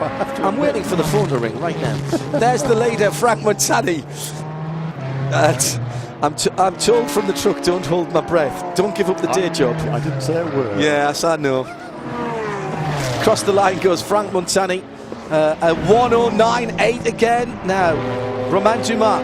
A much clearer lap for him this time, and the leader, of course, now hits the back of the traffic. I mean, you literally only get 2 clear laps if you're lucky. And Dumas goes at 109.6 from Dumas. Yeah, that's what he can do. There's nothing between these two cars. You were talking before about, how these cars are very close. We've not had the Audi and the Peugeot at any time in the past, in any of the previous iterations of the two cars, at the same sort of part of their development. And I think now, yes, the Audi didn't come to America for Sebring, but the cars have been on the drawing board and been developed for about the same amount of time, and we've not seen that with any of the previous battles, and I think that's really showing in how close this battle is between the two giants at the head of the field. Yeah, I think that's a very good point. And they're both brand new engines, and a lot of technology on both of those cars brand new for this year, so they're both exactly the same part on the learning curve with their particular cars. Exactly. The championship may go to Zhuhai for the ILMC. If it doesn't, then Audi will still go there, I'm sure, to contest that individual event. Important marketplace for both of them. 10.9 for Montani, 12.4 for Dumas as the lead stretches out just a little bit. Well, a few moments ago we saw Jimmy Bruni go past Scott Sharp and go to the lead. It was about this part of the circuit as Jimmy gives the 007 of Adrian Fernandez, who clearly has put super glue on the backside of his racing suit. No one's getting him out without a crowbar. He's having so much fun at the moment. Seems to have been in that car for quite a long time. He's doing good times though. He goes through, and Jimmy Bruni. A couple of hours he's been in. Yeah, absolutely. Jimmy Bruni leads by 5 seconds now back to Scott Sharp, who's got only about a second between himself and the Corvette and Jan Magnussen. So that is closing up.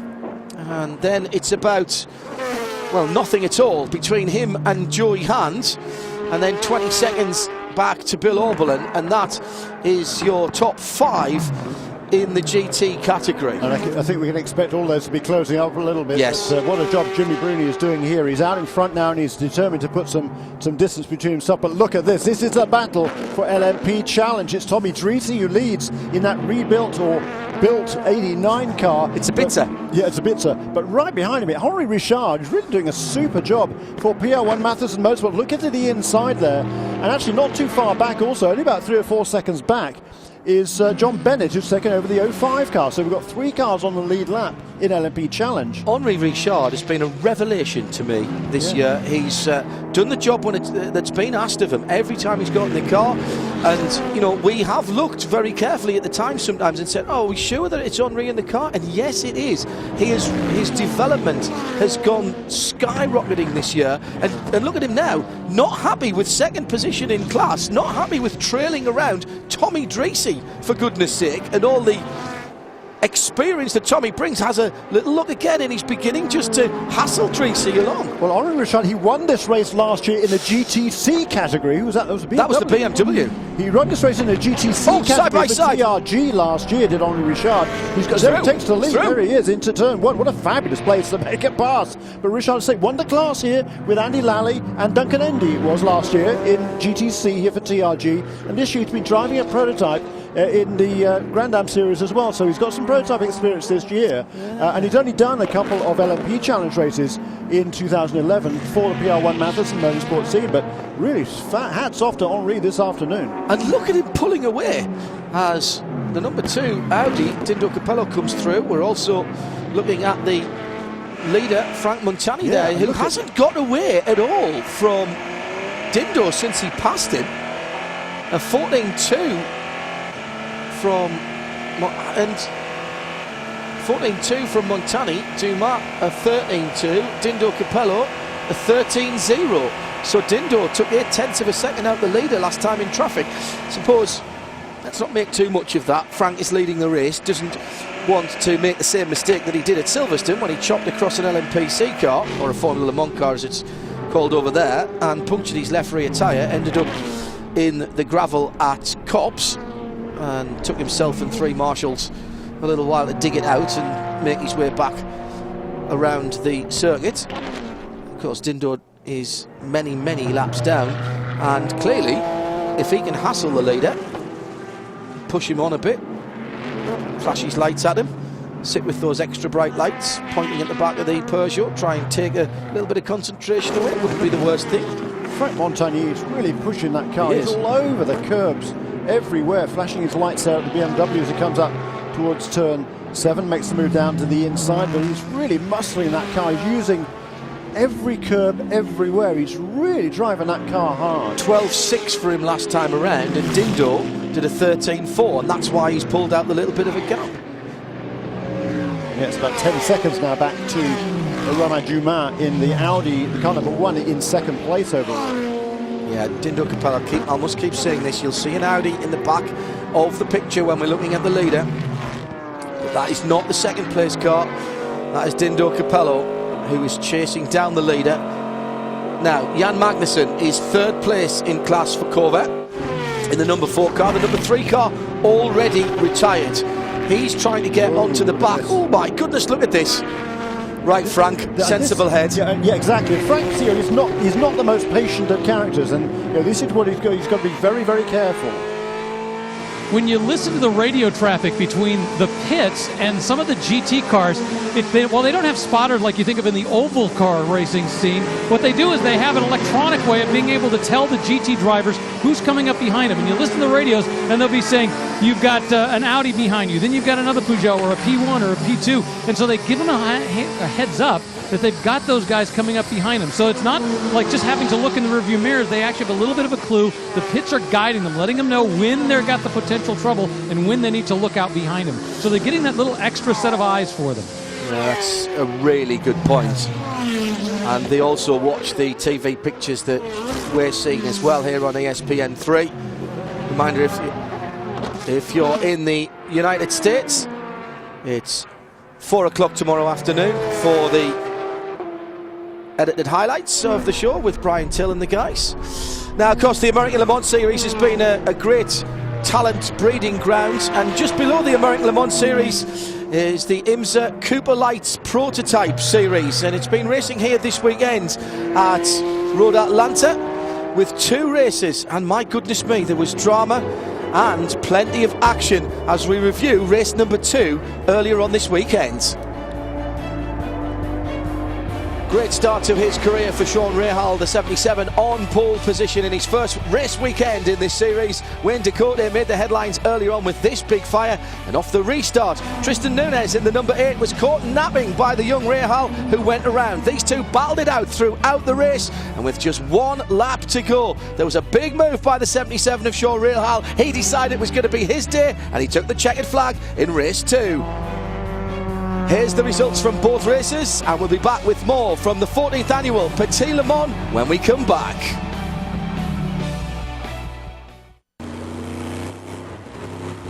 Listen. Listen close. That's the sound of an aluminum block titanium valve V8 pushed to the limit. 24 hours straight.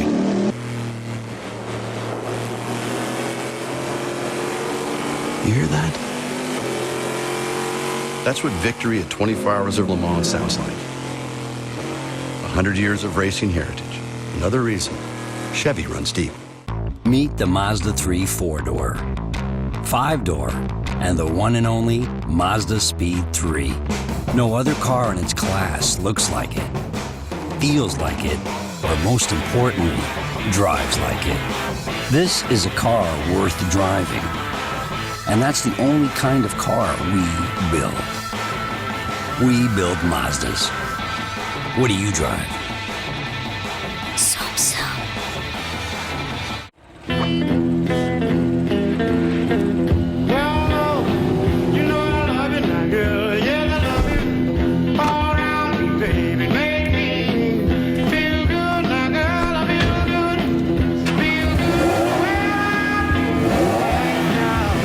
A car designed with a singular purpose.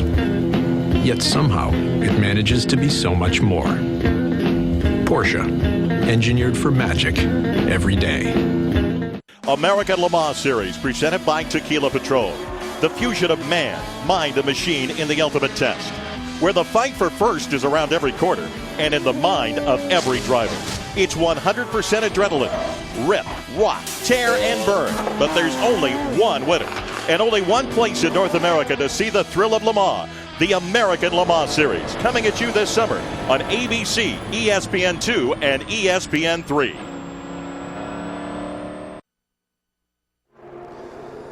From the Porsche aerial cam, we're looking across at the beautiful scenery around Braselton, Georgia for Petit Le Mans, and that's how it stands right now in the prototype category of the Michelin Green X Challenge. Still level 5, going great guns in that 33 car, well up inside the top 10 and leading by a goodly margin, 29.43 to 33.56 over Dyson Racing and United Autosports, still there or thereabouts, the 22 car in 3rd position. In Grand Touring GT, well, as ever, it's been so close. You could throw a small handkerchief over all of these on the track, and indeed in the Green X Challenge, clean, fast and efficient totals with BMW Team RLL and their M3 just leading it out from Extreme Speed and Corvette Racing.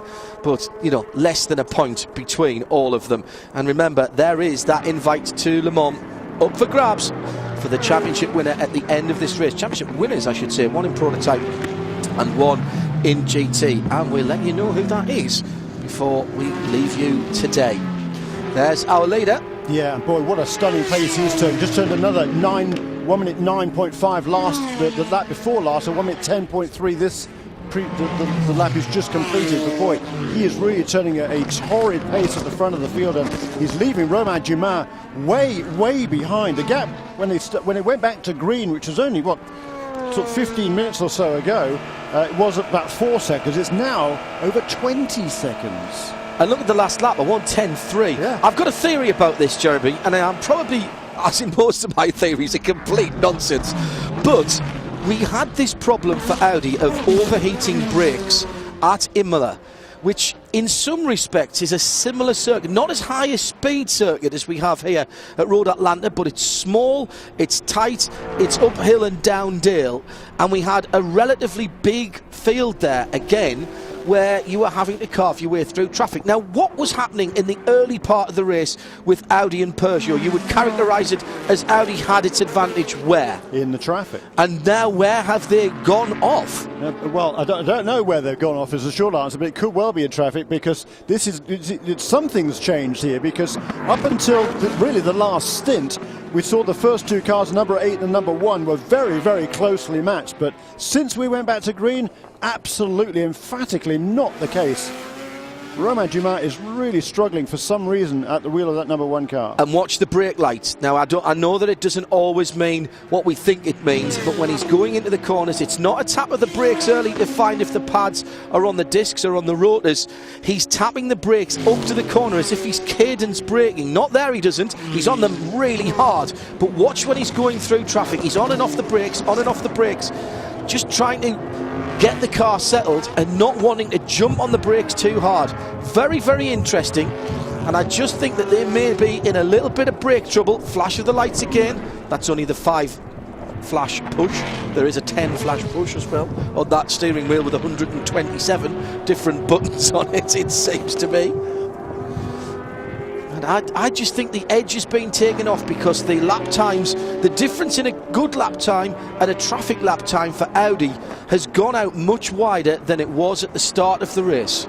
Yeah, it's certainly no question about that. And Romain Dumas, compared to how that car was running not too long ago, is clearly struggling for something. The gap now is 22 seconds, another second and a half it was last time around that Franck Montagny was able to pull out, driving his number 8 Peugeot over this number 1 Audi with Romain Dumas at the wheel. And you know, something's changed. I'm probably talking complete nonsense, well, but it's a very theory. Logical. It's a logical theory, John. You're absolutely right. It's Dumas. I mean, on a clear lap, it doesn't seem to bother him that much. He's still carrying a huge amount of speed. It was on that one clear lap, wasn't it? Yeah. I mean, he did a 9.6. Yeah. So the speed's there, but as soon as he gets into traffic, and you know, when you're in traffic and you're offline, maybe you're just trailing the brake into the corner a little more because you're trying to settle the car down. And I just wonder if they haven't got the confidence on that middle pedal that they had earlier on in the race. Yeah, we've certainly seen over the last 2 or 3 laps that Romain has been particularly unlucky with traffic, and probably cost him a couple of seconds each time. But still, as I say, he's lost 22 seconds now over the course of about less than 10 laps. Well, as we've just clicked over another hour on lap 252, let's give you a quick rundown as we're watching Romain Dumas circulate. Franck Montagny leads now by 23 seconds. The number 8 Peugeot from the number 1 Audi. Nicolas Lapierre is in 3rd position for the Oreca Peugeot diesel. He's a couple of laps back from the lead. Adrian Fernandez still behind the wheel of the Aston Martin Racing Lola with the Aston Martin V12, a glorious sounding car, which we heard yesterday will be allowed in the American Le Mans Series next year. Who and indeed Ray. He's a further lap back in 4th position. In 5th is Guillaume Moreau for Oak Racing. He's on lap 247. That's another couple of laps back. 246 laps for the 24 Oak Racing car of Alex Premat. In 7th position, working their way back to 7th on lap 243 now, is the number 12 Rebellion Lola with the Toyota engine, and João Barbosa is the best of the P2 cars in 8th overall on lap 241 for that new HPD ARX01G of Level 5 Motorsport. All of the top 8 cars are ILMC cars. The best of the ALMS, Guy Smith for the 16 Dyson. Not been a clean run for them, but my goodness me, they've done well. And a 16.3 for Smithy last time around. He's on lap 238. He's only 3 laps ahead of the 012 car of Chris McMurray. 2 laps ahead of the 012 car of Chris McMurray. They have not had a clean run either, but that just tells you that if you click off the laps, Jeremy, you can get a decent result. 9th place in P1, 10th overall, and 2nd ALMS car. Yeah, that's a remarkable effort there by Tony Burgess, Brian Willman and Chris McMurray, who's driving the car at the moment. My hat's off to those guys. I mean, like I said earlier on, they changed the gearbox overnight. They worked so hard. They do not have much of a budget at all, but they have lots of heart at Oregon Motorsports. They're based down in Southern California. And they really do, they love what they're doing. It's all passion there, and that's what I like about all of those guys. Tony Burgess, Brian Willman and Chris McMurray, super enthusiasts. They try hard, and they've done a really nice job against absolutely the toppest, the highest quality of sports car competition this afternoon. There is Guy Smith, the Yorkshireman, and that is just a sticker peeling off the front of that. Must admit, I thought that was a bit of damage, but my goodness, the quality of that onboard camera now. I feel like I should lean into the monitor and just peel that off. It's like when you've got a bit of skin on your hand that you need to peel off, and you just can't keep your hands off it, can you? And that's exactly what that looks like to me. Sure, it'll be doing the aero any harm to the aero. It's pretty minor. And it's certainly a relief for that 16 Dyson car to come into an event like this with the championship clinch, when we've seen all the attrition take its toll on so many of the other teams. Actually, I asked Guy Smith, though, about it, if it felt any different. He said, no, not really. In fact, he's won a championship in another series the same way it was clinched before the final event, so I guess it's sort of old hat now for Guy Smith. Last time Guy Smith won a championship was Formula Renault in the UK back in the 1990s. Which was quite some time ago, and one or two people starting to make a move and move around the circuit at the moment, but I've got to say, don't go too far away from the fence line here, because with still over 140 laps to go, there's plenty more racing left in this one. As Guy Smith pops off another lap. And we have had last lap dramas here, of course, in the past, Jeremy, that had championship implications. As recently as last year. As recent as last year, and the BMW way before that as well, losing the race on the last lap. Was Jörg Muller. Jörg Muller, wasn't it? Yeah, Jörg Muller in the gravel trap at the bottom of the hill. Yeah. Had it been the 997 miles of Petit Le Mans, he'd have been a race winner. Him and JJ Leto. The battle's still going on. The gap on the front now is kind of stabilised between the Peugeot and the Audi. It's around about 20 seconds, a little bit less last time around. So Romain has at least pulled that down just a little bit from where it was 3 or 4 laps ago. And the battle, though, in LMP Challenge is still raging on. Henri Richard, we saw him take the lead in that number 52 car a little while ago. But Tommy Dreesy in the number 89 for Intersport Racing, he's still hanging right there within a second or so. And John Bennett, he's about another 10 seconds back in 3rd place in LMP Challenge. And then it's a long way back to the 06 car. Yeah, it's back out in the fray. Yes, we heard it was a power steering problem on that car. They had a long time in the pit lane, but they've got back out again. Rudy Junko is now driving the 06, and they are therefore 4th place in the class.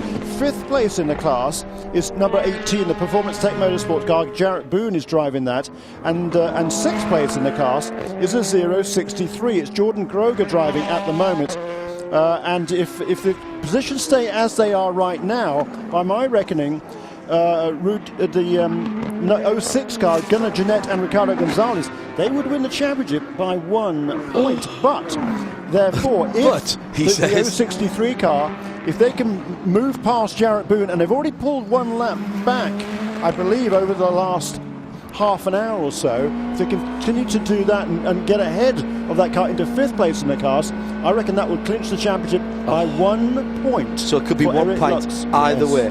Absolutely. And that's assuming everything else stays the same, which, let's be honest, it hasn't so far. So again, hats off to Core Autosport for getting that car back in the pit lane. Apparently there was no penalty for reversing down the pit lane, and they've done a super job to get that car back out there. It's a long way back in the overall terms from the 3 leaders that are still on the lead lap.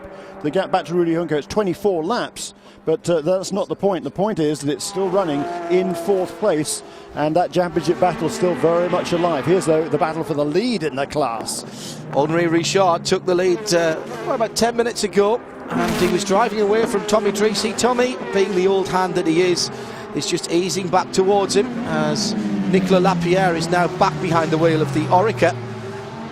And another gaggle of cars head down towards turns number 6 and 7, far end of the racetrack. And look at the shadows getting longer now. It's not going to be long before that sun drops down into the driver's eye line and becomes an issue, heading up towards from turn number 5 to turn number 6. It was relatively dark last night at around about 7:30. Look at the crowd sitting in the sunshine there in the amphitheatre. Good place to watch. People have cleared out from there and come back and put their towels down, as it were, put up the little easy ups and made sure. And look at this, and look at what they're watching. This is a battle for position. Yeah, and how long are we into the race? 6 hours and 10 minutes. Yeah, there you go. And look at them, nose to tail as they go up the hill. Tommy got a great run through one there. Great run through one by Tommy. He loves driving this car this year. He's had so much. He's driven prototypes in the past.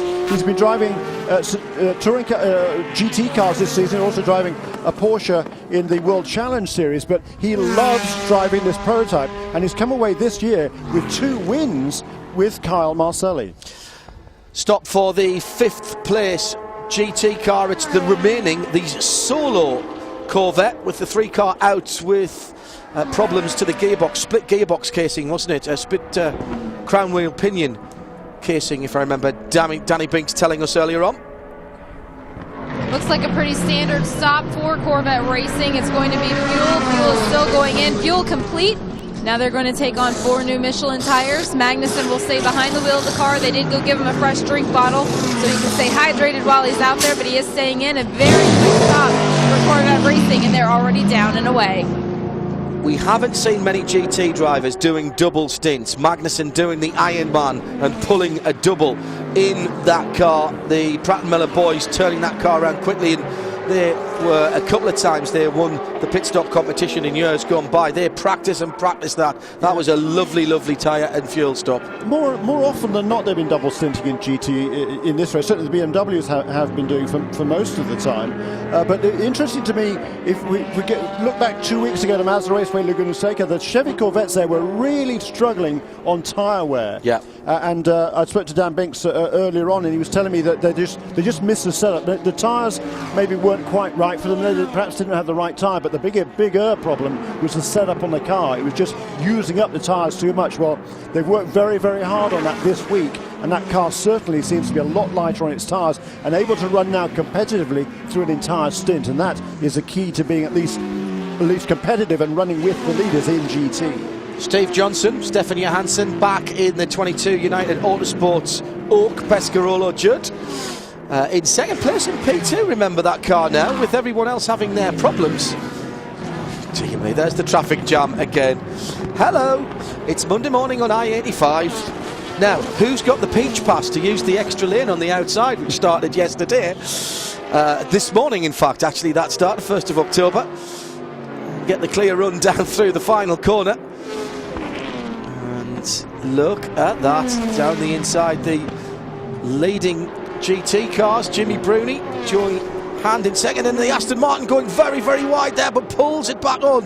Just got off the gas enough.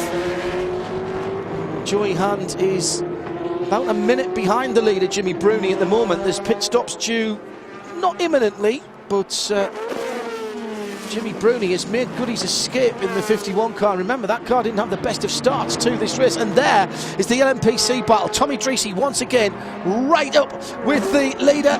Henri Richard is going to have to start defending shortly as they go around the Robertson Racing 40. You're talking about Tommy Dreesy enjoying this. Another experienced prototype driver who has nothing but praise for these cars, Andy Wallace. Yeah. And Butch Leitzinger too. The same, absolutely. Oh my goodness me, a conflagration. Oh, fantastic. Oh, I was just about to say a fantastic piece of avoidance. And there is that's a Peugeot. That's a Peugeot. The Peugeot, the leader, clipping the TRG Porsche that had spun. And a third place car in LMP Challenge. That is at stop there. There is the 05 car. Oh my goodness. And this is a car that could have championship hopes for the 05. That is John Bennett at the wheel. Oh my goodness, that's the 52, the leader in PC. And there's damage as well on one of the ESN Ferraris. It's carnage with 262 laps. This is the big one, Jeremy, because they could have influenced the championship. 2 of the top 3 cars in the race are spun off on the same lap.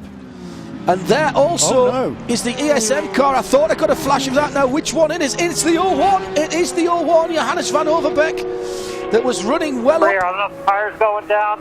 Something's up in the left rear. That was Johannes talking. He's had a pretty good crack on the... Oh, no. Who's in the rebellion? Do not go through there. That was a nonsense remove. Catastrophically broke. Might be the wheel. No tire pressure.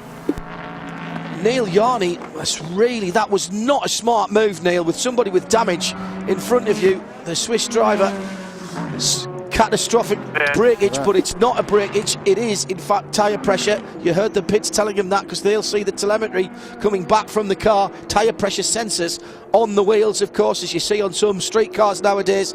And poor Johannes van Overbeek, that car, the 01, has been brilliant.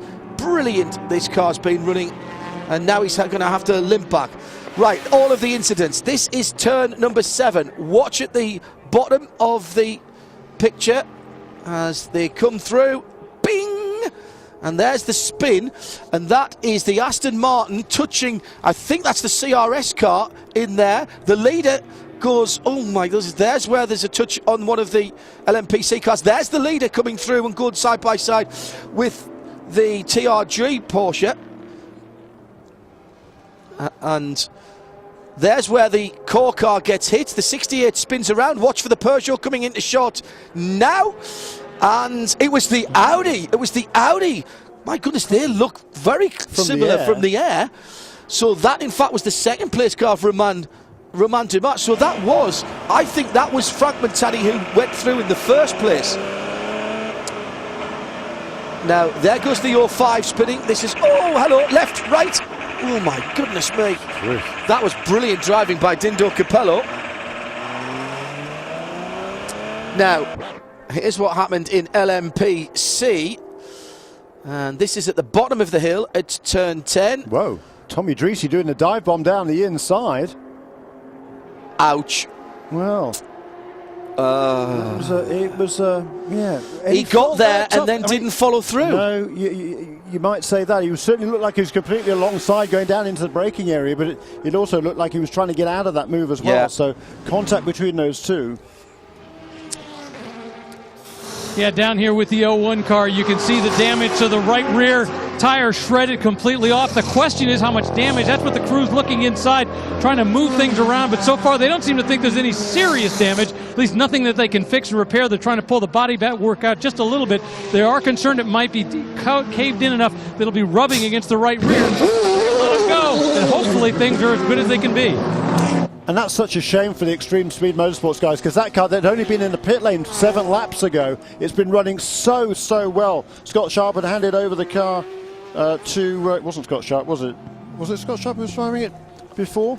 And there's another LMPC car. This has championship implications. That is the car that was running 5th in the class, a couple of laps ahead of the 063 car. Now, he's not in the championship race, but if he loses that position, he can influence us, absolutely.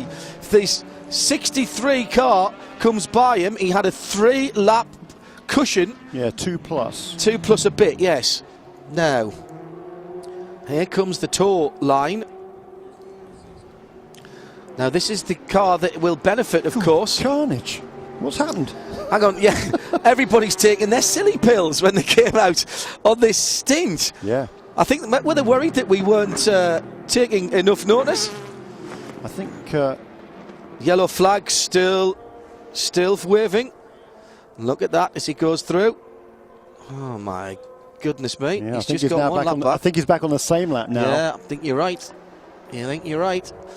And that, when you're talking about a single point either way making the difference between who gets the championship here, look at the championship points and how they run down and the differential between the points. There was only 3 between them, so clearly if there's only a 2-point differential, it's not enough for Gunnar. That's and if there's a couple the other way, wow.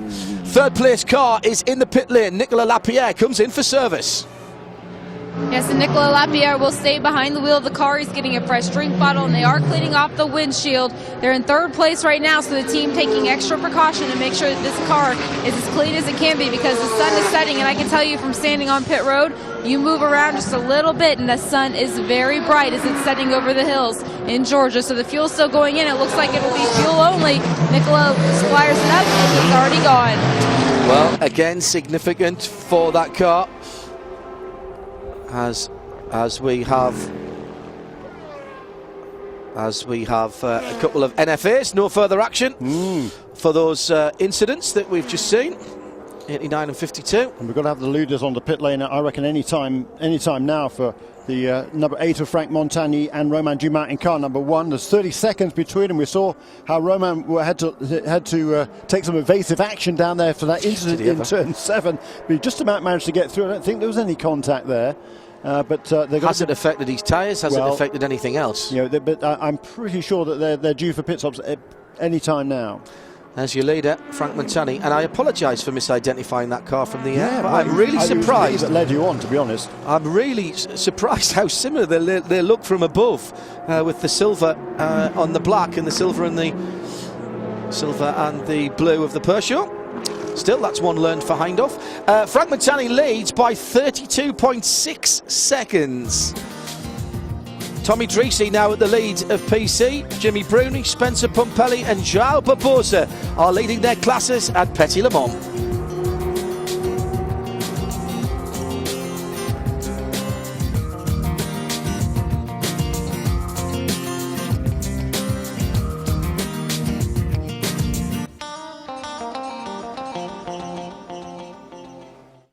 Can changing your motor oil really change the world? Yep. Because this is not just another crude oil. This is new G Oil. Ultimate biodegradable high-performance oil. Made right here on our soil from renewable bio-based sources. So it's time to make the change official. Because if G can race in the American Le Mans Series, you can bet the Redwoods your car can run on it too. New G Oil, only from Green Earth Technologies. Get more at getg.com. There once was a hungry road that wouldn't let drivers get very far. It wore out their tires, forcing them to buy new ones time and time again. Then along came the Michelin man who proved the right tire changes everything. With long-lasting tires in place, those drivers were back on the road to saving money. Michelin Hydro Edge tires last up to 33,000 miles longer than a leading competitor. Michelin, a better way forward. When you think about it, it doesn't seem to make a lot of sense. Hundreds of hours to shave fractions of a second. Hundreds of hours in precision engineering. Analyzing. Perfecting. Pushing the limits of speed and safety.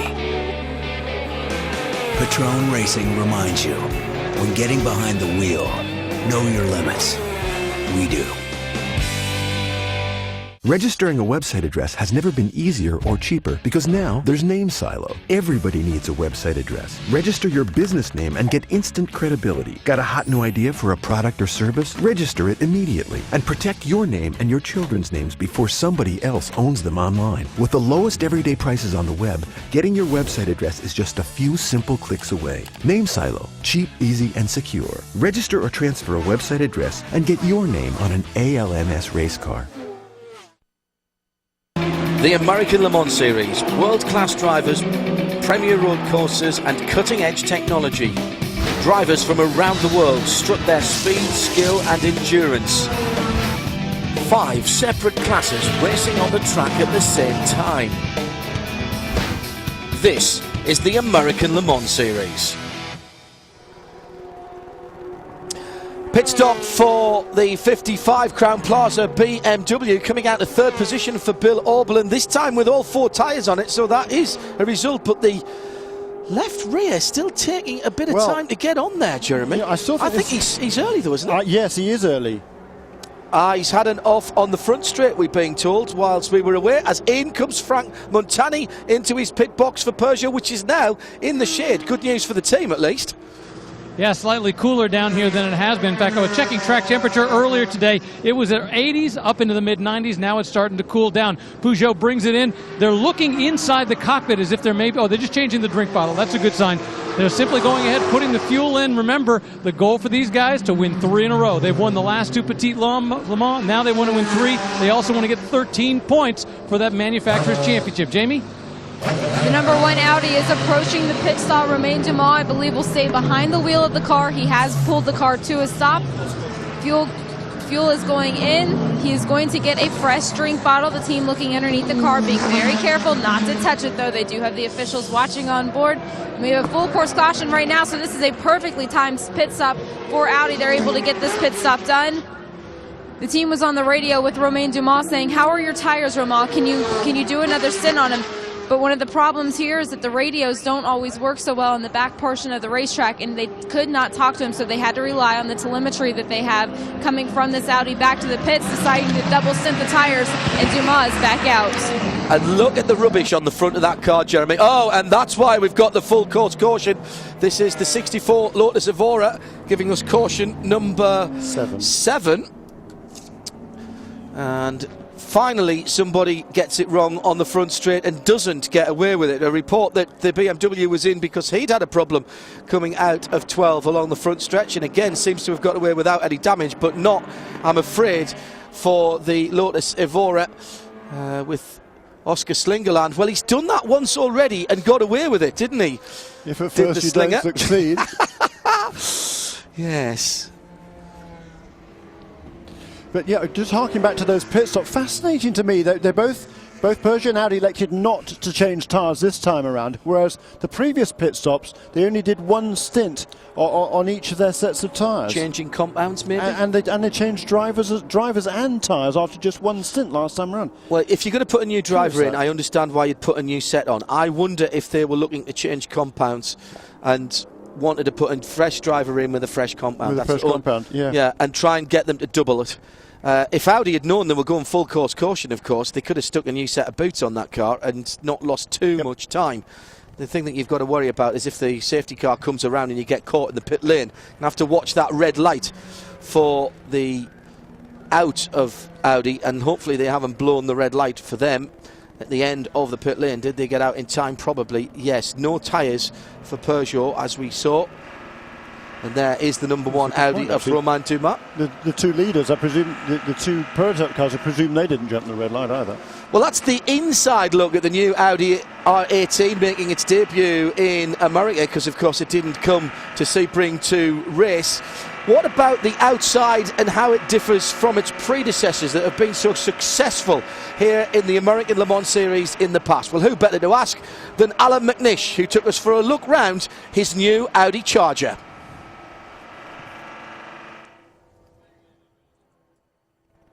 The R18, it's a pretty special beast. It's still TDI power, still got that diesel torque and efficiency, but now we've gone from a V12 to a V10 and now to this little V6. 3.7 litre beast in the back of this, but come on.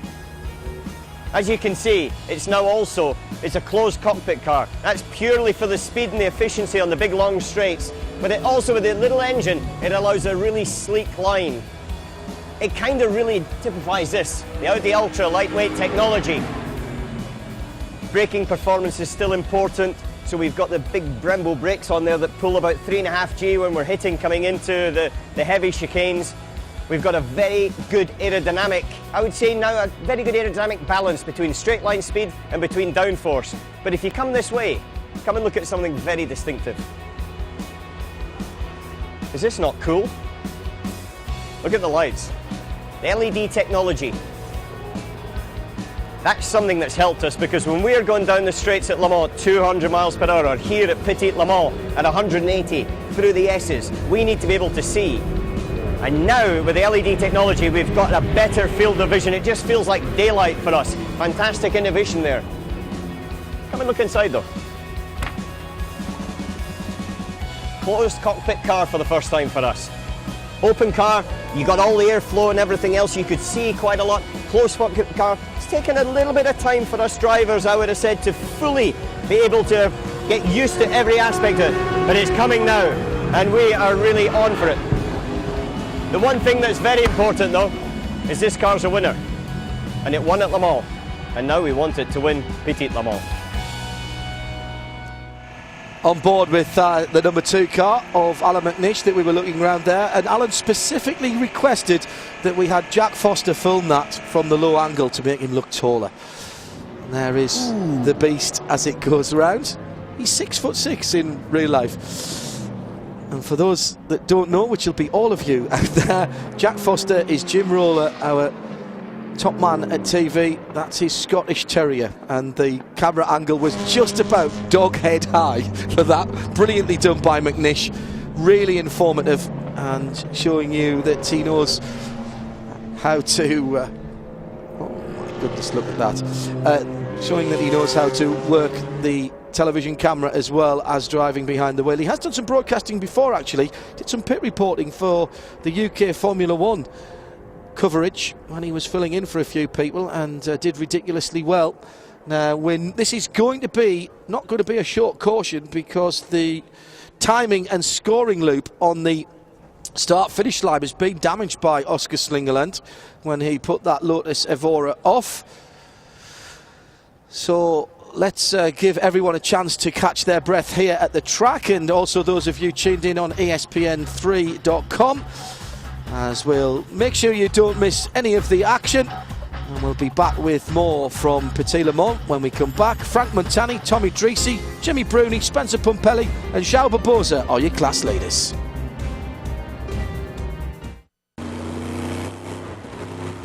Listen. Listen close.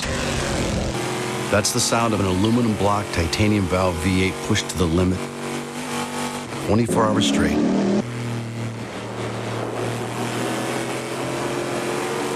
You hear that? That's what victory at 24 Hours of Le Mans sounds like. 100 years of racing heritage. Another reason Chevy runs deep. Meet the Mazda 3 4-door, 5-door, and the one and only Mazda Speed 3. No other car in its class looks like it, feels like it, or most importantly, drives like it. This is a car worth driving. And that's the only kind of car we build. We build Mazdas. What do you drive? So.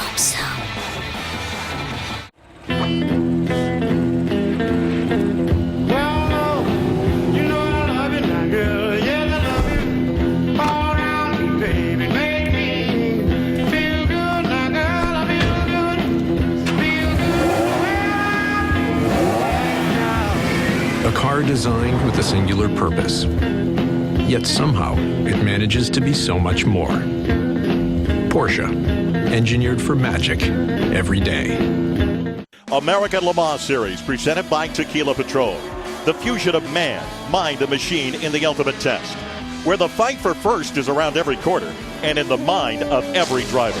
It's 100% adrenaline. Rip, rock, tear, and burn. But there's only one winner, and only one place in North America to see the thrill of Le Mans. The American Le Mans Series, coming at you this summer on ABC, ESPN2, and ESPN3.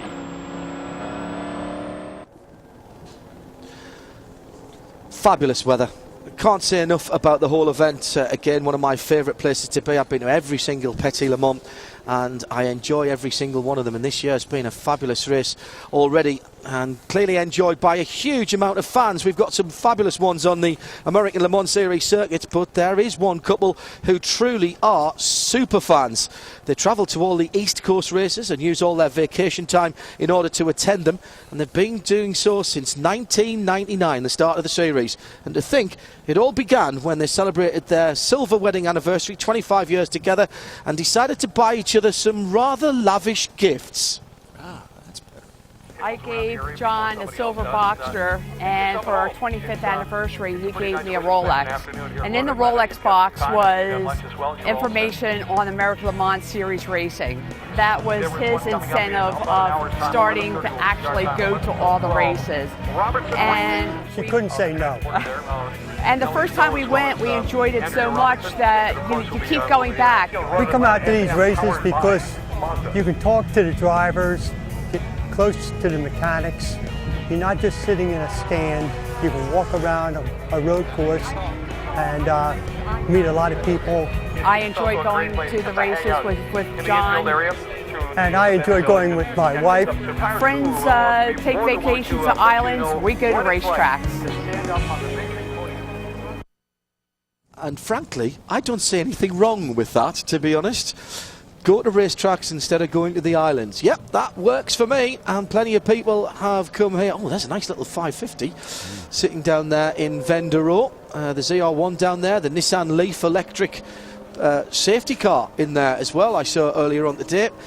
I've been forbidden from going down there because I spend all of my wages on buying books and photographs. Vendero, Petit Le Mans, always one of the great places to come. Now, if you're here in the United States watching us on ESPN 3, don't forget that tomorrow afternoon on ABC, 4 p.m. Eastern, it's our highlight show, and our broadcast colleagues for ABC, Brian Till, Bill Adam and Johnny O'Connell, are in the booth at the start-finish line. Brian, how do you categorise this? Jeremy and I have been watching this one all the way through, and you know what, if you wrote this down as a script, somebody would tell you it was fiction, wouldn't they? Does no one want to win LMP Challenge? I mean, really. We've watched it go back and forth. Problems for the 63, problems for the 06. We watched 89 Tommy Dreese and Henri Richard get together down there in 10A. That one's kind of perplexing me, but you got to be impressed with Montagny and the rest of the guys in the number 8 Peugeot. I mean, what a job they're doing, and it just seems like the Audi's having a hard time keeping up, guys. Yeah, I mean, we're wondering about what the problem might be, Bill, on the Audi. They had some brake problems at Imola, and they've been trying to keep the brakes cool here. And if you are having any kind of problems and worries about the brakes, it's really going to show when you're getting through traffic if you don't have confidence on that middle pedal. It's very curious, John. I'm watching this with such interest today and think that maybe it comes down to the Michelin tires. And for our good, knowledgeable viewers, you're going to say, well, wait a second, but both the Peugeot and the Audi are on Michelin tires. They're actually on different Michelins. Yes. They're each so specialized, these vehicles, so incredibly high-tech, that they go to Michelin and work very closely with their engineers and give their own specs and what they would like. So perhaps one car may have a slightly stiffer sidewall or a different rubber compound or whatever, and maybe it's just something as simple as the Peugeot has designed a tire that is working that much better in the mid-60 temperatures we've got today. Quite unusual, and absolutely perfect for racing or going off on a BMW motorcycle, I would mention, John. Yeah, and exactly the opposite from what we saw at Le Mans in June, in point of fact, when Audi had the tyre advantage and made those softer tyres work. So very valid point there, Bill.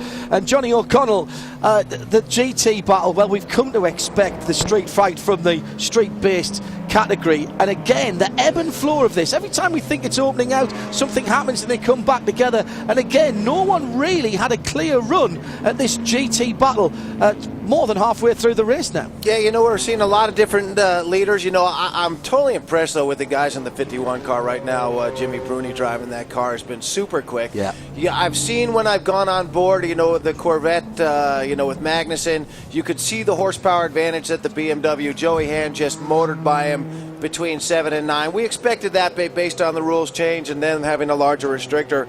But, I mean, all these guys are all fighting like champions. And you know, the beautiful thing, you have, you know, 1, 2, 3, 4, 5, you know, 5 or 6 cars right now still in a position in the GT category to win this race. It's by far from over. I mean, again, I've done every, you know, Petit Le Mans, but this one, and I know these things always have a surprise ending. earlier on we saw the extreme speed guys being really competitive. Both the cars have dropped out a little bit now, not necessarily through their own fault, getting tied up with other people's action, but really nice to see the guys coming off a podium finish at Mazda Raceway Laguna Seca and carrying that momentum forward. Okay, they might not have got the result right now, but they'll take a lot of confidence, Johnny, going into next season, knowing that things are coming together for them. Well, you know what? You always want to come together at the end of the year. You want your last, if you can win the last race or perform well in the last race, that gives you a great off-season with positive energy. And then those guys, from where they were 3 or 4 races ago to where they are now, it's a completely different team. And I'm sure that Ed Brown, Scott Sharp, those guys have got to be pretty excited. Well, Brian, you've got your work cut out tomorrow trying to pick out the highlights of this one. I bet your notepad is at the moment up to about 67 pages. It is thick right now. I've been actually keeping it on the computer over here, John, and there's been a lot to write down. You know, the thing that's interesting to me is the Peugeot has a straight line speed advantage over the Audi. We talked about this. We thought with the Audi, which typically runs a little more downforce, would be better in traffic. We have not seen that today. Yeah, interesting stuff, and still plenty to be written on Brian's computer and on the track for this one. 4 o'clock Eastern for a couple of hours of highlights of the 14th annual Petit Le Mans on ABC with Brian Till, Johnny O'Connell and Bill Adam tomorrow, as the pits are now open. Thanks, guys. Have a good show. As You the too. pits are open, the leader stays out. Leader stays out, Jeremy. That's an interesting one. No, well, no, it's because he came in just before we went to. Of course he did. We had the Of course caution he period, did. so no, Yeah. that both of the first two will stay out there. Well, it's the prototypes that come in first, and the GTs will be in a couple of minutes' time. Time for us to go away without you missing any of the action from Petit Le Mans. Can changing your motor oil really change the world? Yep. Because this is not just another crude oil. This is new G Oil. Ultimate biodegradable high-performance oil. Made right here on our soil from renewable bio-based sources. So it's time to make the change official. Because if G can race in the American Le Mans Series, you can bet the Redwoods your car can run on it too. New G Oil, only from Green Earth Technologies. Get more at getg.com. There once was a hungry road that wouldn't let drivers get very far.